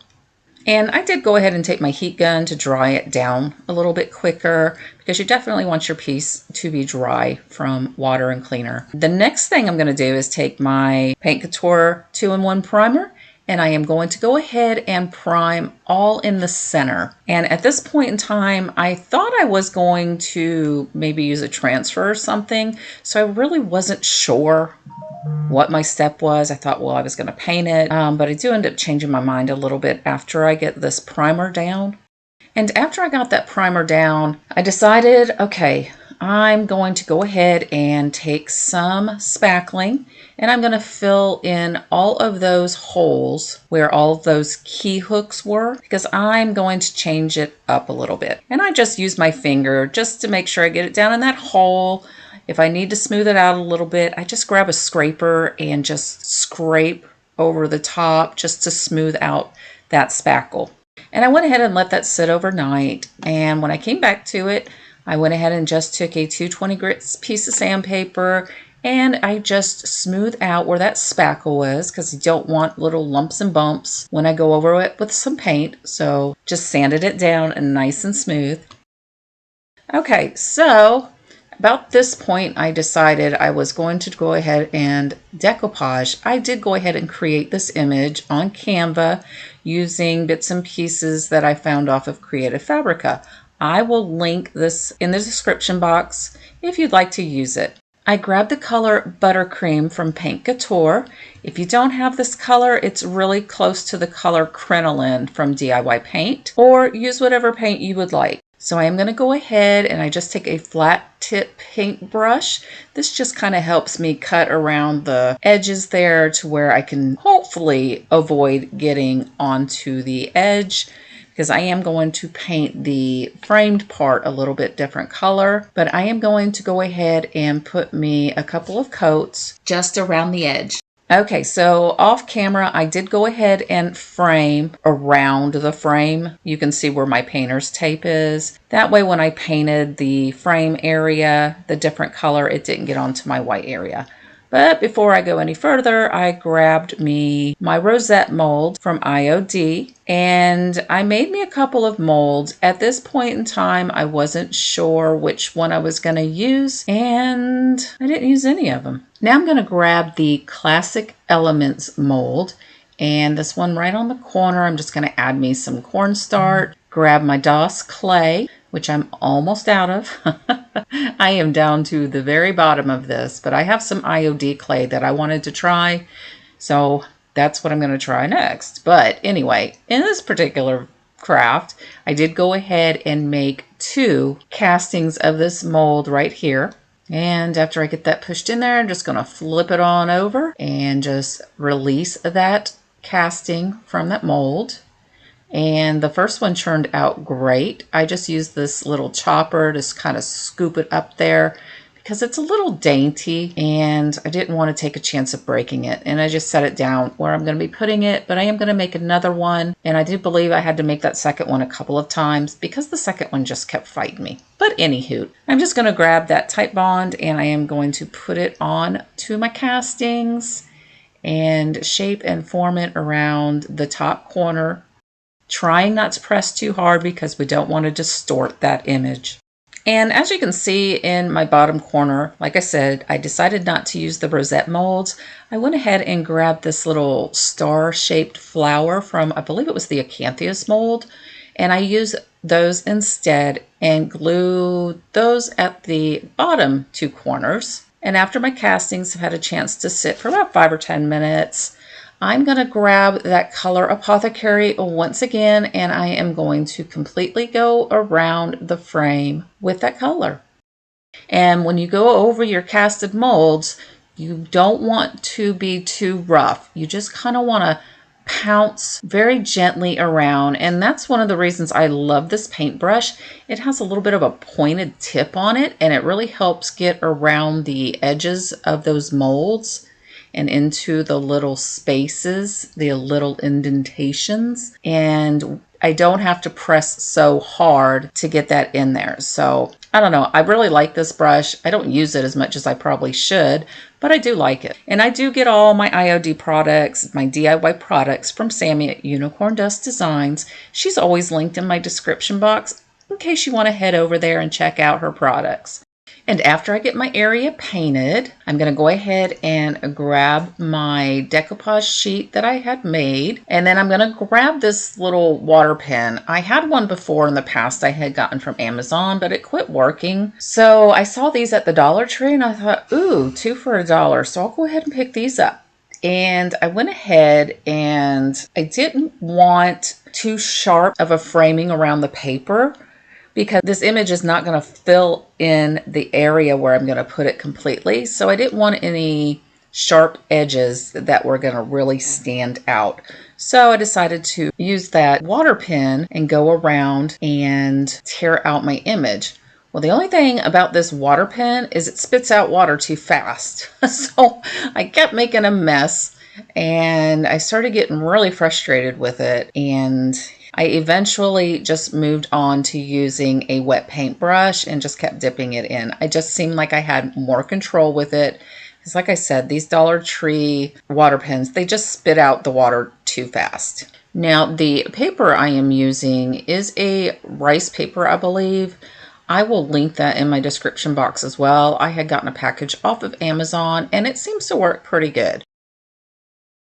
Now, of course, if you would rather use tissue paper, if you have that, then by all means use that as, use what you got. But this is what I used, and just in case anybody is ever interested, I try to put my links in my description box.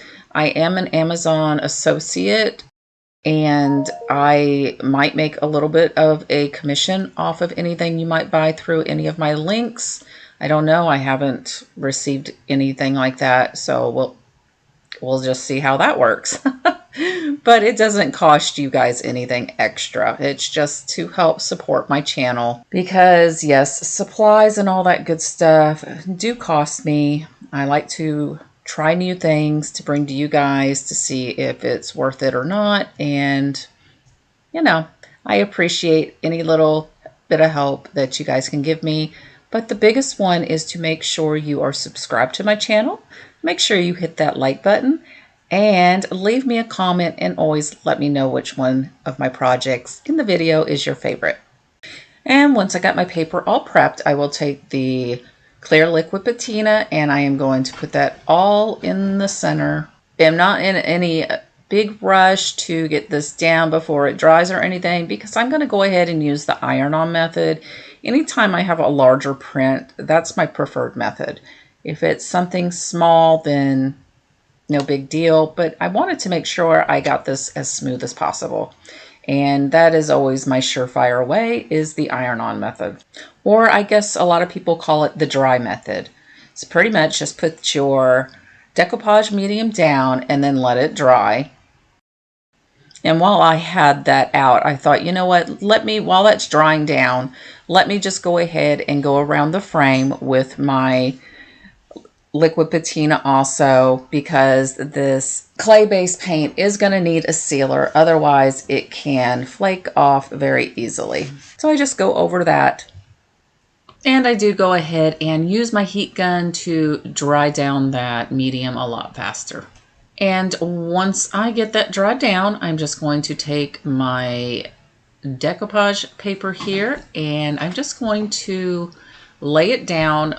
The liquid patina is still just a hair tacky, so it really just helps me smooth this out to make sure it's nice and smooth, no bubbles down in there, which is not really going to make a big difference. But anyway, I'm extra, so I'm then going to grab a piece of parchment paper and my little tool here to help me just smooth out my image. I am going to grab my little heat press and I'm just going to iron over the top. I have my setting of my heat press on low. I find you don't have to go any higher than that. Low is perfectly fine. You can also use a regular iron, but if you do use a regular iron, do not use steam, because you don't want to add water to the mix here. But I am going to go all around that image, around the edges, just to make sure I've got that all nice and down and smooth. And look how pretty that looks. It's just, there's no lumps, no bumps, no nothing. It's all completely adhered. I love it. And if you're wondering, the writing, I don't know how to pronounce it, but I did look it up. It is the French way of saying it's great to come back home. I thought that would be great for a keychain holder, which I am still keeping this as a keychain holder, but I just had to change it up a little bit. Now the next thing I want to do is, once again, grab some dark wax, and I want to go over my castings because I want to bring out all that detail. And this ends up turning out so pretty. I'm so happy with the way this looks. I love it. I love it, love it, love it. And I hope it sells. We'll see. But I'm not quite finished creating it just yet. I do take my microfiber cloth, I wipe off any of that excess. I just really wanted it to get down into all those little grooves and just bring out all that beautiful detail. And I will do that over the top of all of my castings. And then I decided to go ahead and take some of that dark wax, just put it along the inside edges around that framed area of the decoupage. I don't know, no rhyme or reason. I just thought, hey, why not? And then I'm just going to grab some of that gold gilding wax, and I am once again going to go over some of the little high spots on my castings just to give it a little something extra, just to kind of blend it in a little bit more. I do use my microfiber towel and just kind of blot over the top. And if you don't like all these little details, do something a little different. This is just trying to give you all some inspiration, upcycle some pieces that otherwise might get thrown in the trash. And I do go ahead and take my clear liquid patina and I do go over my decoupage paper to help protect that, and I do 2 coats. Next, I've got these little glass knobs that I have picked up off of Amazon. I'll also have those linked in my description box. And I grabbed 3. They came 6 to a pack, so I'm going to use 3 of them. And I'm just going to space those out evenly across the bottom the best I can. If it's off a little bit here or there, I don't think it's noticeable. And once I've got my spacing all complete and marked with pencil, I'm going to grab a 9/64 drill bit and I'm going to drill my 3 holes. And I do have an old cutting board underneath my piece just to make sure I don't go through my table. So always take that extra precaution, unless you don't mind a hole in your table. And then we just got to flip our door over, go ahead and put the screws through the back side there. And then I'll grab my drill gun with my little Phillips bit and I just screw those in from the back side. You're just going to screw them all the way in. These knobs have 2 different size screws that you can use. These are the longer ones in the pack. Just want to make sure it goes all the way to the front side so you can screw your glass knobs onto them. Just like putting on any kind of knob on a cabinet door. It's the same exact thing. And the final step is just to flip it over and screw on those knobs. Well, I guess that's my second to final step. I do still need to put some sawtooth hangers, and I will put them on each top corner of this piece. That way when somebody hangs it up on the wall, it'll be nice and balanced.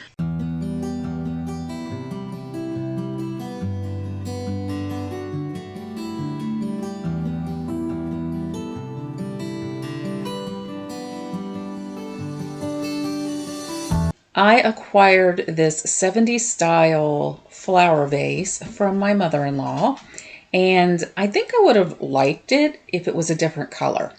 So I was kind of searching on Pinterest and I came across this gorgeous vase that resembles this one in a way, and I thought, well, I'm going to try to make this over, and I'll put that picture here up on the top of the screen so you can see what my inspiration was. I'm going to go ahead and grab the olive crest mold, and I am going to cast the image right in the center. I thought, let's add a little extra detail to this vase. So I'm just going to go ahead and get that clay in there. And once I got it all smoothed down, I am going to work our casting out of the mold.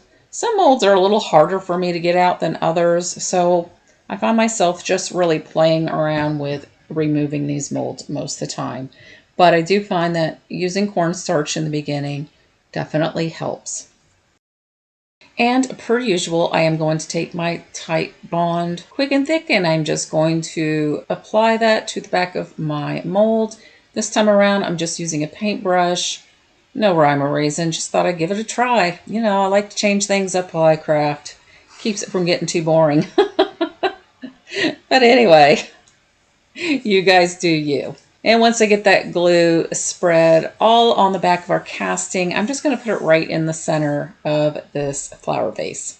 And I noticed that the center of my casting had some little indents from where my finger or fingernail had pressed into it. So I just moistened my finger with some water and I just kind of rub over the area, and that'll help smooth that back out. Then I'm just going to take a baby wipe and I'm going to go around the casting and clean off any excess glue.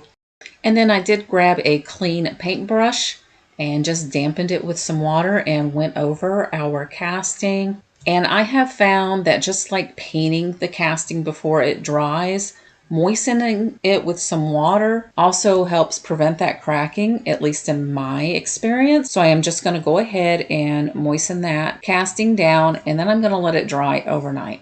And here we are. It is the next day. Everything is dry, and I am going to take some spray paint. I've got the Rust-Oleum 2X spray paint in the color Heirloom, and I am just going to go ahead and I'm going to take that outside and I am going to give it a coat of spray paint.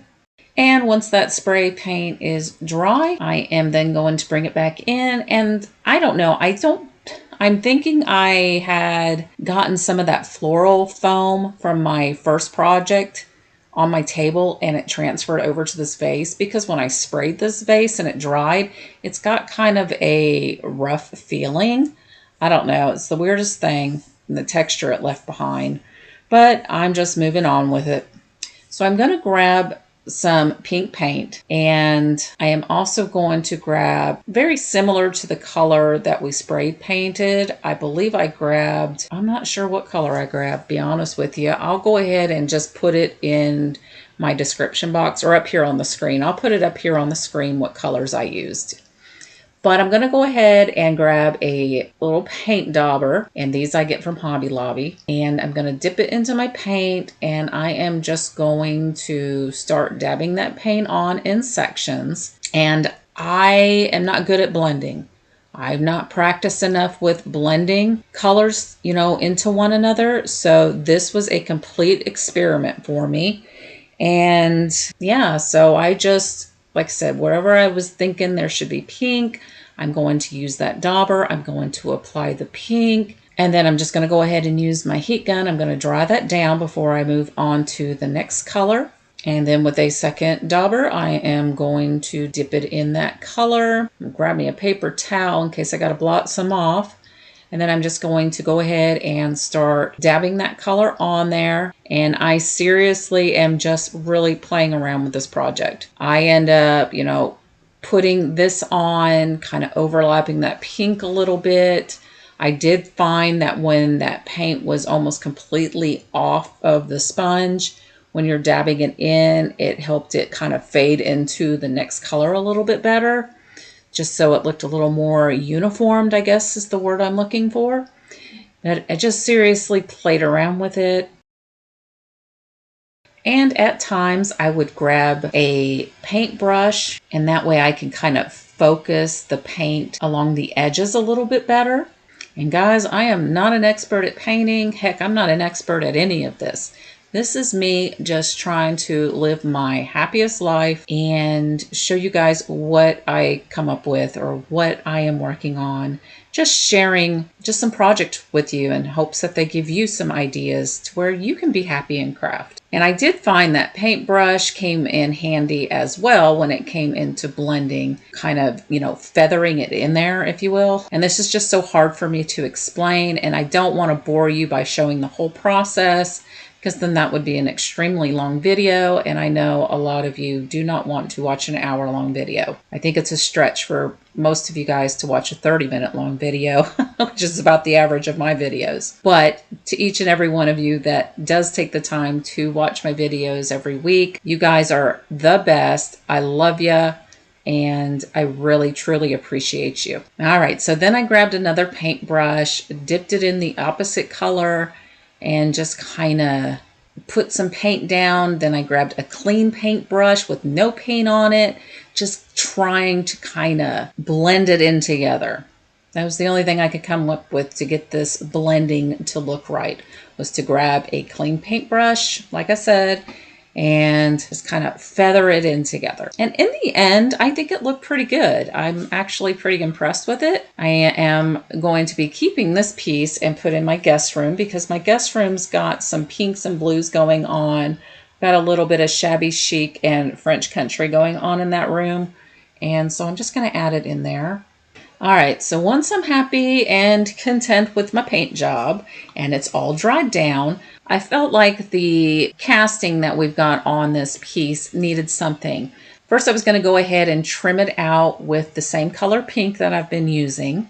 But once I got it on there, I thought, no, that's just too much pink going on. So I changed it up and I went ahead and grabbed some antique gold in the metallic line from Paint Couture and a small paintbrush, and I decided just to go ahead and go over that pink that I put down. And once I got it all down and looked at it, I think it looks much better. Next, I'm going to grab some clear liquid patina and I'm going to put it in the center because I felt like it needed a transfer. And now that I know that sealing piece prior to putting on a transfer works out great, I am going to go ahead and do that.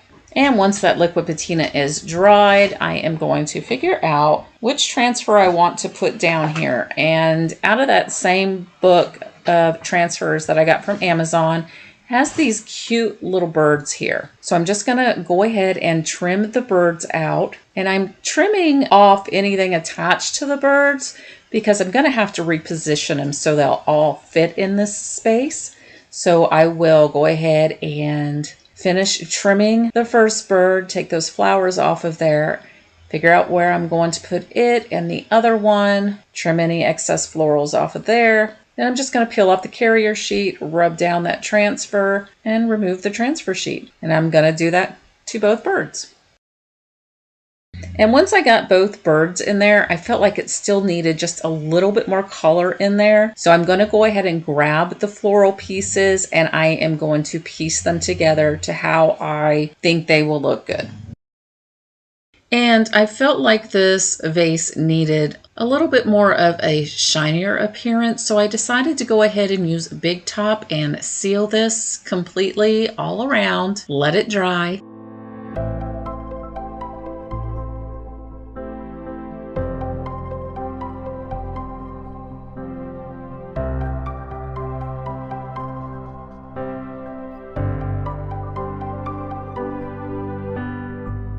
All right, so I grabbed my favorite piece to work with, and that is a table leg or spindle, whatever you prefer to call it. The first thing I want to do is kind of even it out here at the bottom, and I'm just going to take this outside to my miter saw, trim it off, and then I'm just going to sand away any rough edges. Next, I have got 8 tumbling tower blocks. These I picked up from the Dollar Tree. I have a whole bunch of them. I need to get rid of them. And I'm going to grab some wood glue and I'm going to take 2 of the blocks and I am going to glue them together. And I'm going to do that to all of my pieces and set them aside to dry after I wipe away any excess glue. And then I've picked up these wood pieces from Hobby Lobby. This one here is 6.5 inches and the other one is a 5 by 5 inch. And I'm just going to start by removing this tag, and I like to use my heat gun. It seems to work the best most of the time. And then I'm going to grab that smaller one and I'm going to place it in the center of the larger one. I think these just make beautiful bases, and I'm going to just double check to make sure I am center. And once I've got that center, I'm just going to grab a pencil and trace around that smaller one just so I can place it back in the right spot, because I know once I remove it I am going to lose my centering. So just grabbing some wood glue and I am going to apply that to the smaller one, and I use my fingers to go around the edges because I want to make sure that glue goes all the way to the edge. And then you just want to make sure you have a good amount of glue because this is going to bond very securely. Then we'll just place that back on the top and let it set aside. And I'm just going to place something heavy on top. And once that's dried, I'm just going to flip it over and I'm going to take those tumbling tower blocks and I am going to position them in each corner of this square piece. And these are just going to serve as the feet. Of course, you can use any kind of feet you want, but I decided why not? I've got all these tumbling tower blocks. I've got to start utilizing them. And I'm just going to adhere them with some wood glue. Now, while those are drying, I'm going to move on to the spindle piece. And I've got these brass salvaged knobs. I picked these up on Whatnot and I got them for a really great price. And I thought these would be perfect for this project. And I am just going to figure out, I'm going to grab 4 of these knobs and I want them to go around this section here. And just to make them evenly spaced down, I'm just using a ruler and marking probably roughly about a 1/2 inch or so from that little piece on the top there. They don't necessarily have to be even in my opinion, but sometimes perfectionist in all of us gets the best of us. So I'm just going to go ahead and drill a hole. And I've got these, they are called hanger bolts. And these are going to be perfect for this project. And when you grab the hanger bolts, you just want to make sure that the one side of threads will fit into your knob. See right there, twist on perfectly. And then the other end is actually the end that's going to go into your wood piece. So it is a perfect match for these. I picked up the smaller ones from Lowe's, and then I ordered some longer ones from Amazon. I do end up using the smaller ones, but hey, I've got some on hand for other projects just in case, you never know. But I do tend to put these on by using my little drill gun. And when I fasten those bolts into my drill gun, I just fasten it onto the smooth part. And you just want to make sure you get it nice and tight, because if your drill gun starts spinning, it can strip out those threads. Ask me how I know. But you can see here that these are perfect. I am going to end up having to drill that one in a little bit further. However, I want to move on to painting and do all that good stuff before I attach everything. So back to the base before I adhere it to the top. If those lines right there bother you, you can take some spackle and you can just go ahead and put some spackle in those lines, which to me, I don't think it really would have made a difference, but for sake of this video, I'm just going to show you you can do that to just kind of smooth that out. And then I just use a little scraper to just kind of scrape it down to make sure it gets all in those little lines. And then I'm going to take a little sander and I'm just going to sand them smooth. All right, so next I want to attach the top piece to the base, and I'm just going to find center by flipping it over to the back side or bottom side. And I've got a 2-inch long wood screw. 3-inch probably would have worked as well, maybe a little better, but 2-inch did seem to work fine. So I'm just going to drill a pilot hole. And then while I'm doing this, I realize, you know what, if I go all the way through and put a hole in my table, I'm going to be mad. So let me grab a little wood block and then proceed to drill my pilot hole. And in these screws that I have, they are like a T20 bit, and they will usually supply you with the little bit in there so you can screw your screws in. And then I'm just going to screw my screw all the way in, and you can see these screws are great because they are flush with the wood. In case you don't do any feet, then you won't have a wobbly base. But with that screw sticking up there, I'm going to grab my spindle and I'm going to find center on it, and I'm just going to draw an X across from one corner to another, and right in the center of that X is going to be my center spot. And once I find that, I'm just going to place that center right onto my screw, and I am going to push it down, and this is just going to pierce my wood so I know where to drill my pilot hole.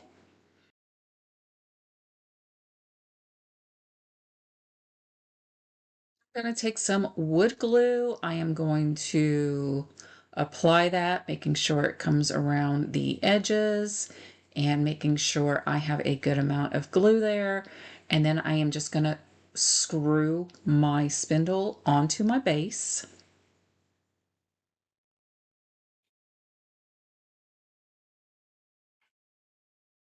Making sure it's center. lined up, and then wipe off any of that excess glue. All right, once that is dried down, you can see we've got two different color wood here. So to even that out, I am just going to take some Waverly wax, add a little bit of water to it to thin it out, mix it up very well, and then I am going to just take a paintbrush and I am going to brush that on the wood. And I'm going to do this in sections. I don't want it to dry down too dark. And I'm going to use just a regular paper towel to wipe off any excess. And I am going to do this on the base and on the top as well. And also don't forget the bottom and the feet. Okay, next I'm going to grab the milk paint. I've got this sample size from Sweet Pickins, and it is in the color Harbor. It's a beautiful pale blue color. I absolutely love this color. And it says to mix the powder and some water in a 50-50 mix. So I've got one of these little cups, and I figure I'm just going to pour a little bit of powder in here. Honestly, don't know how much I'm going to need. I'm just kind of winging it, but I'm going to take a little Sharpie. I'm going to mark where that powder is. I'm going to pour my powder into a little cup that I can mix it up in. And then where that marking is, I'm just going to add my water. And then we're just going to add the water, and we are going to mix it up very well. I don't have a whisk or anything. I probably will end up getting one, or I might even have one. I just don't know where it's at. But I am just going to keep on mixing this mixture up very well. I'm going to set it aside and let it sit for a little bit. And I think you just want to let it sit so it has a chance to thicken up a bit. But after about 10 minutes of it sitting, this stuff was still very watery. So I don't know if I got too much water in it. I feel like maybe that's the case, but I'm going to give it a shot anyway. So I'm going to go ahead and I'm going to apply this mixture of milk paint onto my piece with just a regular paintbrush.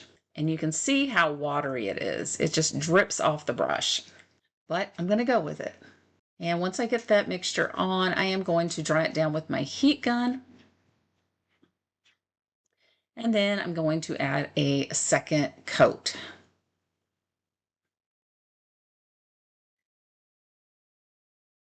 And I decided I'm just going to add a little bit on a section and see what happens when I take my heat gun to it, see if I'm making any kind of progress here. So while I'm drying that down, I'm like, okay, I see a little bit of cracking maybe, or maybe it's just in my head, but I'm just going to go ahead and I'm going to keep on doing that. I'm going to add that milk paint into sections and dry it down. And I really think that because this stuff is so watery, it's just taking so much to get a good coverage.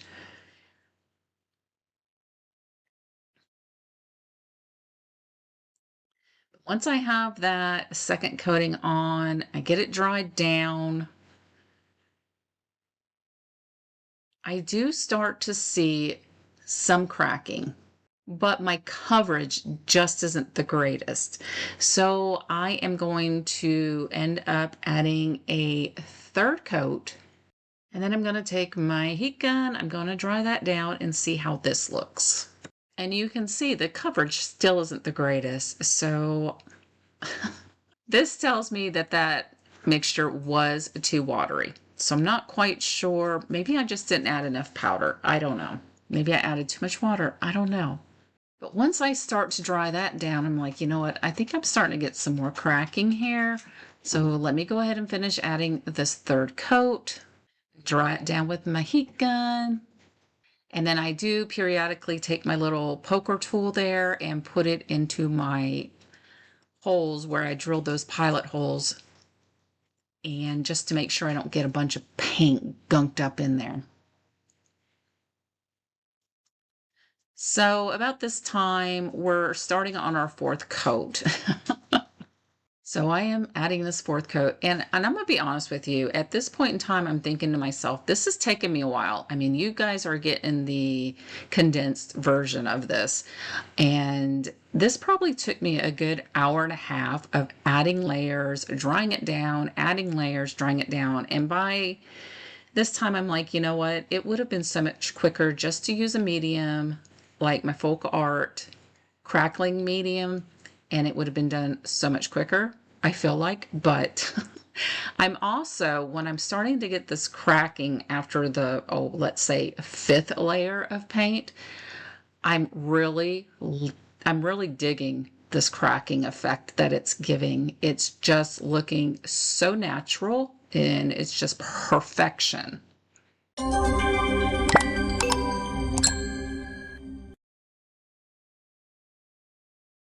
And you can see right here, it's really pretty. It's good. It's awesome. It just really stinks that I had to add so many layers to this. So I think when I try this again, I am going to get that paint just a little thicker. I did see where somebody suggested using warm water also.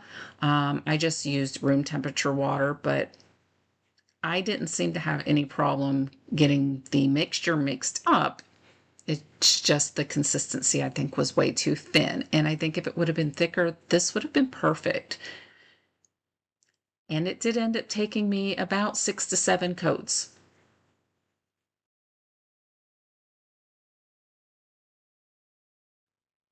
All right, this is the next day. And you can see the cracking on it is good where it's cracking. I do believe that because of all the heat that maybe my wood split a little bit in a spot, but that's okay.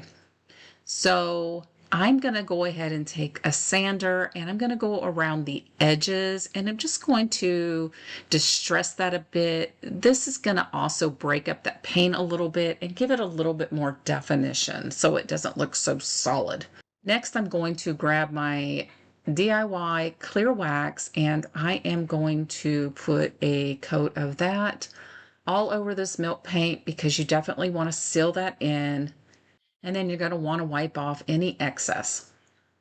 All right, so after that's dried down, I'm going to go ahead and take my hanger bolt, and I am going to screw all 4 into my pilot holes. And then we're going to go ahead and screw those knobs on, and look at that. That looks so good. Next, I decided it needed a little something else, and I've got these little cup hooks. I'm going to go ahead and use the color black. I was debating between the black and the gold little cup hooks. I don't know, to me just the black looked better. So I'm going to go ahead and just screw in 4 of those at the top, kind of setting them in between those knobs, if that makes any sense. But here it is complete. I love the way it turned out. This is going up for sale on my Whatnot page. If you're interested, make sure you're following me there. But this is what it looks like with some jewelry added. And I absolutely love this. And I am going to keep on trying out the milk paint with a thicker consistency to see how that works. And I just want to say thank you guys so much for checking this out. I've got this washboard, and would you look at it? I don't know what they were thinking when they styled this, but it needs some love. I picked this up at an estate sale online auction. It came in a big old lot of items that I had bid on, and well, I saw this and I thought, ooh, I love washboards. So let's go ahead and figure out where to begin. So it looks like they just decoupaged some paper on one side. The other side has those felt flowers glued on there. I'm going to start by spraying some cleaner down on top of this paper and grab me a little scraper. And I'm just going to start trying to scrape some of this paper off, hoping that that cleaner is going to help kind of soften it up some. It was a pain in the butt. I'm not going to lie to you, but you know, it's coming off slowly but surely. So I do scrape and scrape away. And this was about as much as I can get with that scraper and cleaner. So I'm going to go ahead and rub some Goo Gone all over it and see if I can't loosen up some more of that. And when I get that down, I think my area was still a little wet. I don't know if that prevented the Goo Gone from doing its thing, because normally I don't have too much trouble with getting the Goo Gone to work, but it was not wanting to do anything. So got tired of messing with that. So I went ahead and cleaned the surface again to get some of that goo gone off, and grabbed me a 120 grit sandpaper and just started sanding away. Man, if they would have only painted this any other color besides red. Red always makes the biggest mess. It's like it stains everything the dust touches. But anywho, I'm just going to sand and sand away. Now, as I was sanding this, it started exposing the original words on it. And I thought, oh my gosh, this is a vintage washboard. And oh my gosh, people pay good money for this stuff. And I thought to myself, well, I wonder if I can't get this to where the wording is showing, because they burned those words into the wood. So I changed my sanding down to a 220. So I was hoping not to sand into any of the letters, the original letters. And I just kept working at it. I just kind of kept sanding at it. And like I said, the wording is burned into the wood. So I had a little bit of forgiveness there as far as my sanding was concerned. But I just decided to go ahead and sand and sand and sand. All right, so I did go ahead and put some painter's tape around the metal part of the washboard because I didn't want to get my paint on. There was already enough red on that. I had to figure out what I was going to do there. But would you look at the words? This is as much as I could get. I tried a little bit of paint thinner. I tried a whole bunch of stuff, and my hands were getting tired, and I was like, well, you know, that kind of stinks that I've got this beautiful vintage washboard and I can't get it down to its original state. So I am going to go ahead and grab my 2-in-1 primer from Paint Couture, and I am going to go over the red, and I do 2 coats of this all over the wood part of the washboard, front and back. All right, got the primer on. It is dry, and I am going to grab Fancy Farm Girl from DIY Paint, and this is the first time I'm using this. I have a lot of greens. Apparently, I really like green, and I do. So I'm going to go ahead, and I am going to paint the outer portions of the wood with this color. I do not want to paint the very center top where all those words were. I have other plans for that, so I am going to paint that all the way around. And after I got 2 coats of paint on and let it dry, I went ahead and printed some images off of Creative Fabrica, and I went ahead and printed on tissue paper. I haven't done this method in a while, and I really wanted it to look flawless, like, you know, it had been painted with the letter part anyway. And I had 2 of them that I printed out, and I will put these images in my description box if you're interested. It'll be under the Creative Fabrica portion.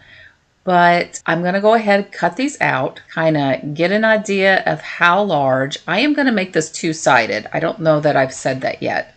So one of these images is going to be for one side and the other for the other side. Hence the word 2-sided. I know, girl, we know what 2-sided means.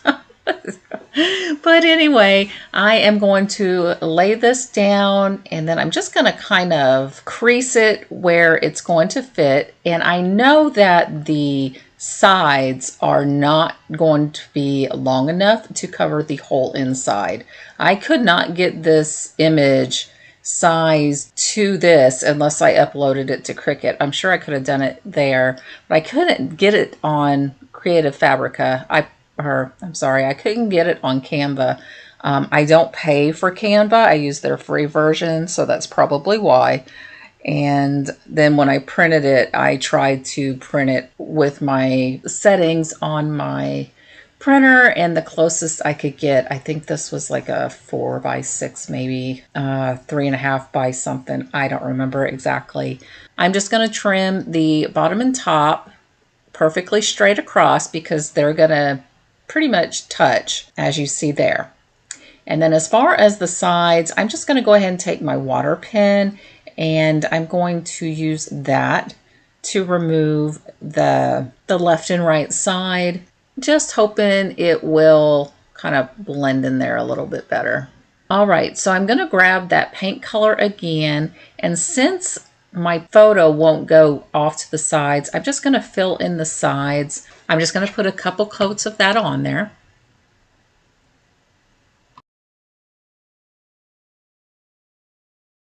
And then I'm going to go ahead and use my water pen, and I'm just going to remove the excess paper from the sides with that. I'm just hoping this method will help it blend in a little bit better with that green paint. Now, since I've got that green down, I want to make sure I get all the white off. Otherwise, that's really going to stand out. And with what I end up doing at the end, I think this might be a little pointless, but anywho, we're going to go through the steps that I did. All right, once I get that paper all situated and ready to be decoupaged on, I am going to grab my Simply White from Paint Couture first, and I'm going to go ahead and where I've got that white primer down, I'm just going to paint over that with this color. I just want to make sure that what didn't get covered up by my primer is not going to be able to be seen through my decoupage. And I'm afraid if I don't put this white paint down covering that all up, that will happen because I used the tissue paper and the tissue paper is thin. And then I'm going to go ahead and I dried that down with my heat gun to speed up the process. And now I'm going to grab my DIY Clear Liquid Patina and I'm going to go ahead and put a coat all over. And then to speed up this process, I will also use my heat gun. And once I got that dried, I am going to grab my paper and I'm just going to line it up and place it down. And once I got that where I want it, I'm going to grab some parchment paper, lay that over the image and grab my mini heat press and just press that on. And this is just going to reactivate that clear liquid patina, making it sticky once again and making our paper nice and smooth. And once that's down and I let it cool down, I don't want to put any paint or anything on top of it when it's hot. But I'm going to grab me one of my little daubers. I'm going to grab the Fancy Farm Girl and I'm just going to daub around those sides of that paper, just helping that look a little bit more blended. And then I also grabbed a small paintbrush because that dauber, it was really hard to get in the corners and also right around that paper like I wanted. So that paintbrush made it a lot easier. And I'm just going to dry it down with my heat gun. I'm waiting for my heat gun to give out. I use this thing. This is probably my most used crafting tool. All right, so I'm going to go ahead and flip it onto the other side. And I'm going to pick out which image I want. And I like this fluff and fold one the best. So I'm just going to grab my little X-Acto knife and I'm just going to go around the edges, just trimming that off. I'm just going to use this whole sheet right here and just fill it in. And I know I could have made a stencil, but this was so much easier. And then we're going to do the same exact process with our decoupage method. And once all those steps are completed, this is what it's going to look like. Now, the middle part. I don't know, it's hard to see, but the last people who painted this got red all over the middle along the edges and stuff. I guess they didn't tape it off. So I'm going to grab the color Burnt Sienna, I believe it is. If it's any different, I'll put that up here on the screen. And I'm going to take that color and go over that with a paintbrush wherever there is red. And once I get the one side done, I am just going to flip it over and do the same exact thing to the other side, just covering up all those little pieces of red. Now, I did try to get as much of this stuff off prior to this, thinking I could clean it up. I just, like I said, all that sanding and everything, my hands were tired, they were hurting, so I was pretty much done. So I figured let's just do a faux rust technique. And once I get all that painted, I'm going to grab my clear liquid patina and I'm going to go over all the areas that I put down the paint with that clear liquid patina. And I was going to use the Dark and Decrepit dust from DIY, but I didn't like the color, so I went back to using the cinnamon. Unfortunately, I did not get it recorded, but I do have a video showing where I did this, and I will link that video in my description box if you want to go back and watch it. Just remember, it's an early video, so it's, you know, it's just that. It's an early video. I think I'm getting a little bit better. I do tend to like to talk, and I tried to stop with the talking, but I guess if you guys are going to watch my videos, you're going to like and appreciate my talking and chit-chatting too. I don't know.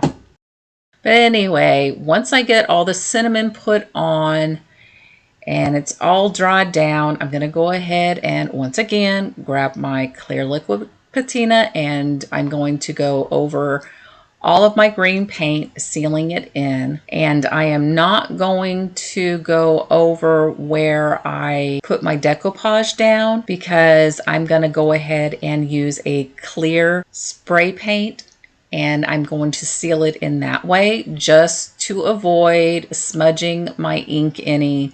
I don't want to take a chance of ruining it, because I'm really loving the way that this turns out. So like I said, put the clear liquid patina on the green and take it out in the garage and spray where my decoupage and where I put my cinnamon down over that rusty painted areas, and seal all of that in. And once all that is dried down, this is the next day, I decided I didn't like how the edges were painted green and along the sides of my decoupage. I wasn't a fan, so I'm going to grab some cotton lace ribbon. This is just ribbon you can get from the Dollar Tree, or you can also get from Hobby Lobby, I found. But I am just going to cut me off a couple pieces, and I am going to use some Eileen's Tacky Glue, and I'm just going to glue that right here along the sides. I decided not to use a glue gun for this step because I didn't want all those little lumpy bumpies that glue guns tend to leave behind. And then I just use my little silicone spatula to make sure I get up in there and get it all nice and smooth. And once that's done, I'm going to embellish it just a little bit more. I had bought these tags on Whatnot. One of the people I follow had made these, and they sell them 6 for the price. And I thought they were really pretty. It saves me from having to buy some tag material and making my own. And then I'm just going to grab some loose florals that I have in my little floral bin and just kind of figure out how I want this. Wasn't sure if I wanted the daisy with the yellow flower or what. There is a little sunflower on the card, so I figured I would just go ahead and stick with the yellow flower. And I did trim off that backing just a little bit more so that flower would lay a little flatter. And I think I like it like that, so I'm just going to go ahead and I'm going to tie a knot on the top of our tag. And I just do a double knot, trim off any of that excess string. And then I'm just going to grab my glue gun, put a little dab of hot glue there, and push that knot into it. And then I'm just going to go ahead and hot glue our flower down, trimming off that bottom so it will lay flatter. And just stick that covering up that knotted rope. And when I held it up like this, I couldn't get the tag to sit just right. So I decided just to take a little bit of hot glue and I tacked down that tag just a little bit so it would hang right. I didn't get that part recorded, but I just wanted to fill you in. Now I'm going to flip it over to the other side, and I've got some vintage clothespins, and this one right here is actually one that I had cut off the top at some point, but it fits in there in case somebody decides to add a hanger to it. But I'm just going to glue that on the side, and then this project will be done. And I want to thank you guys for taking the time to watch this video and let me know what you think. Which side do you like best? I like both of them. I'm actually thinking about keeping this, but I'm trying to convince myself not to. And I know it's just one project, well, kind of 2 in 1, but that's all I had time for this week. So you guys have a wonderful week, and until next week, bye-bye.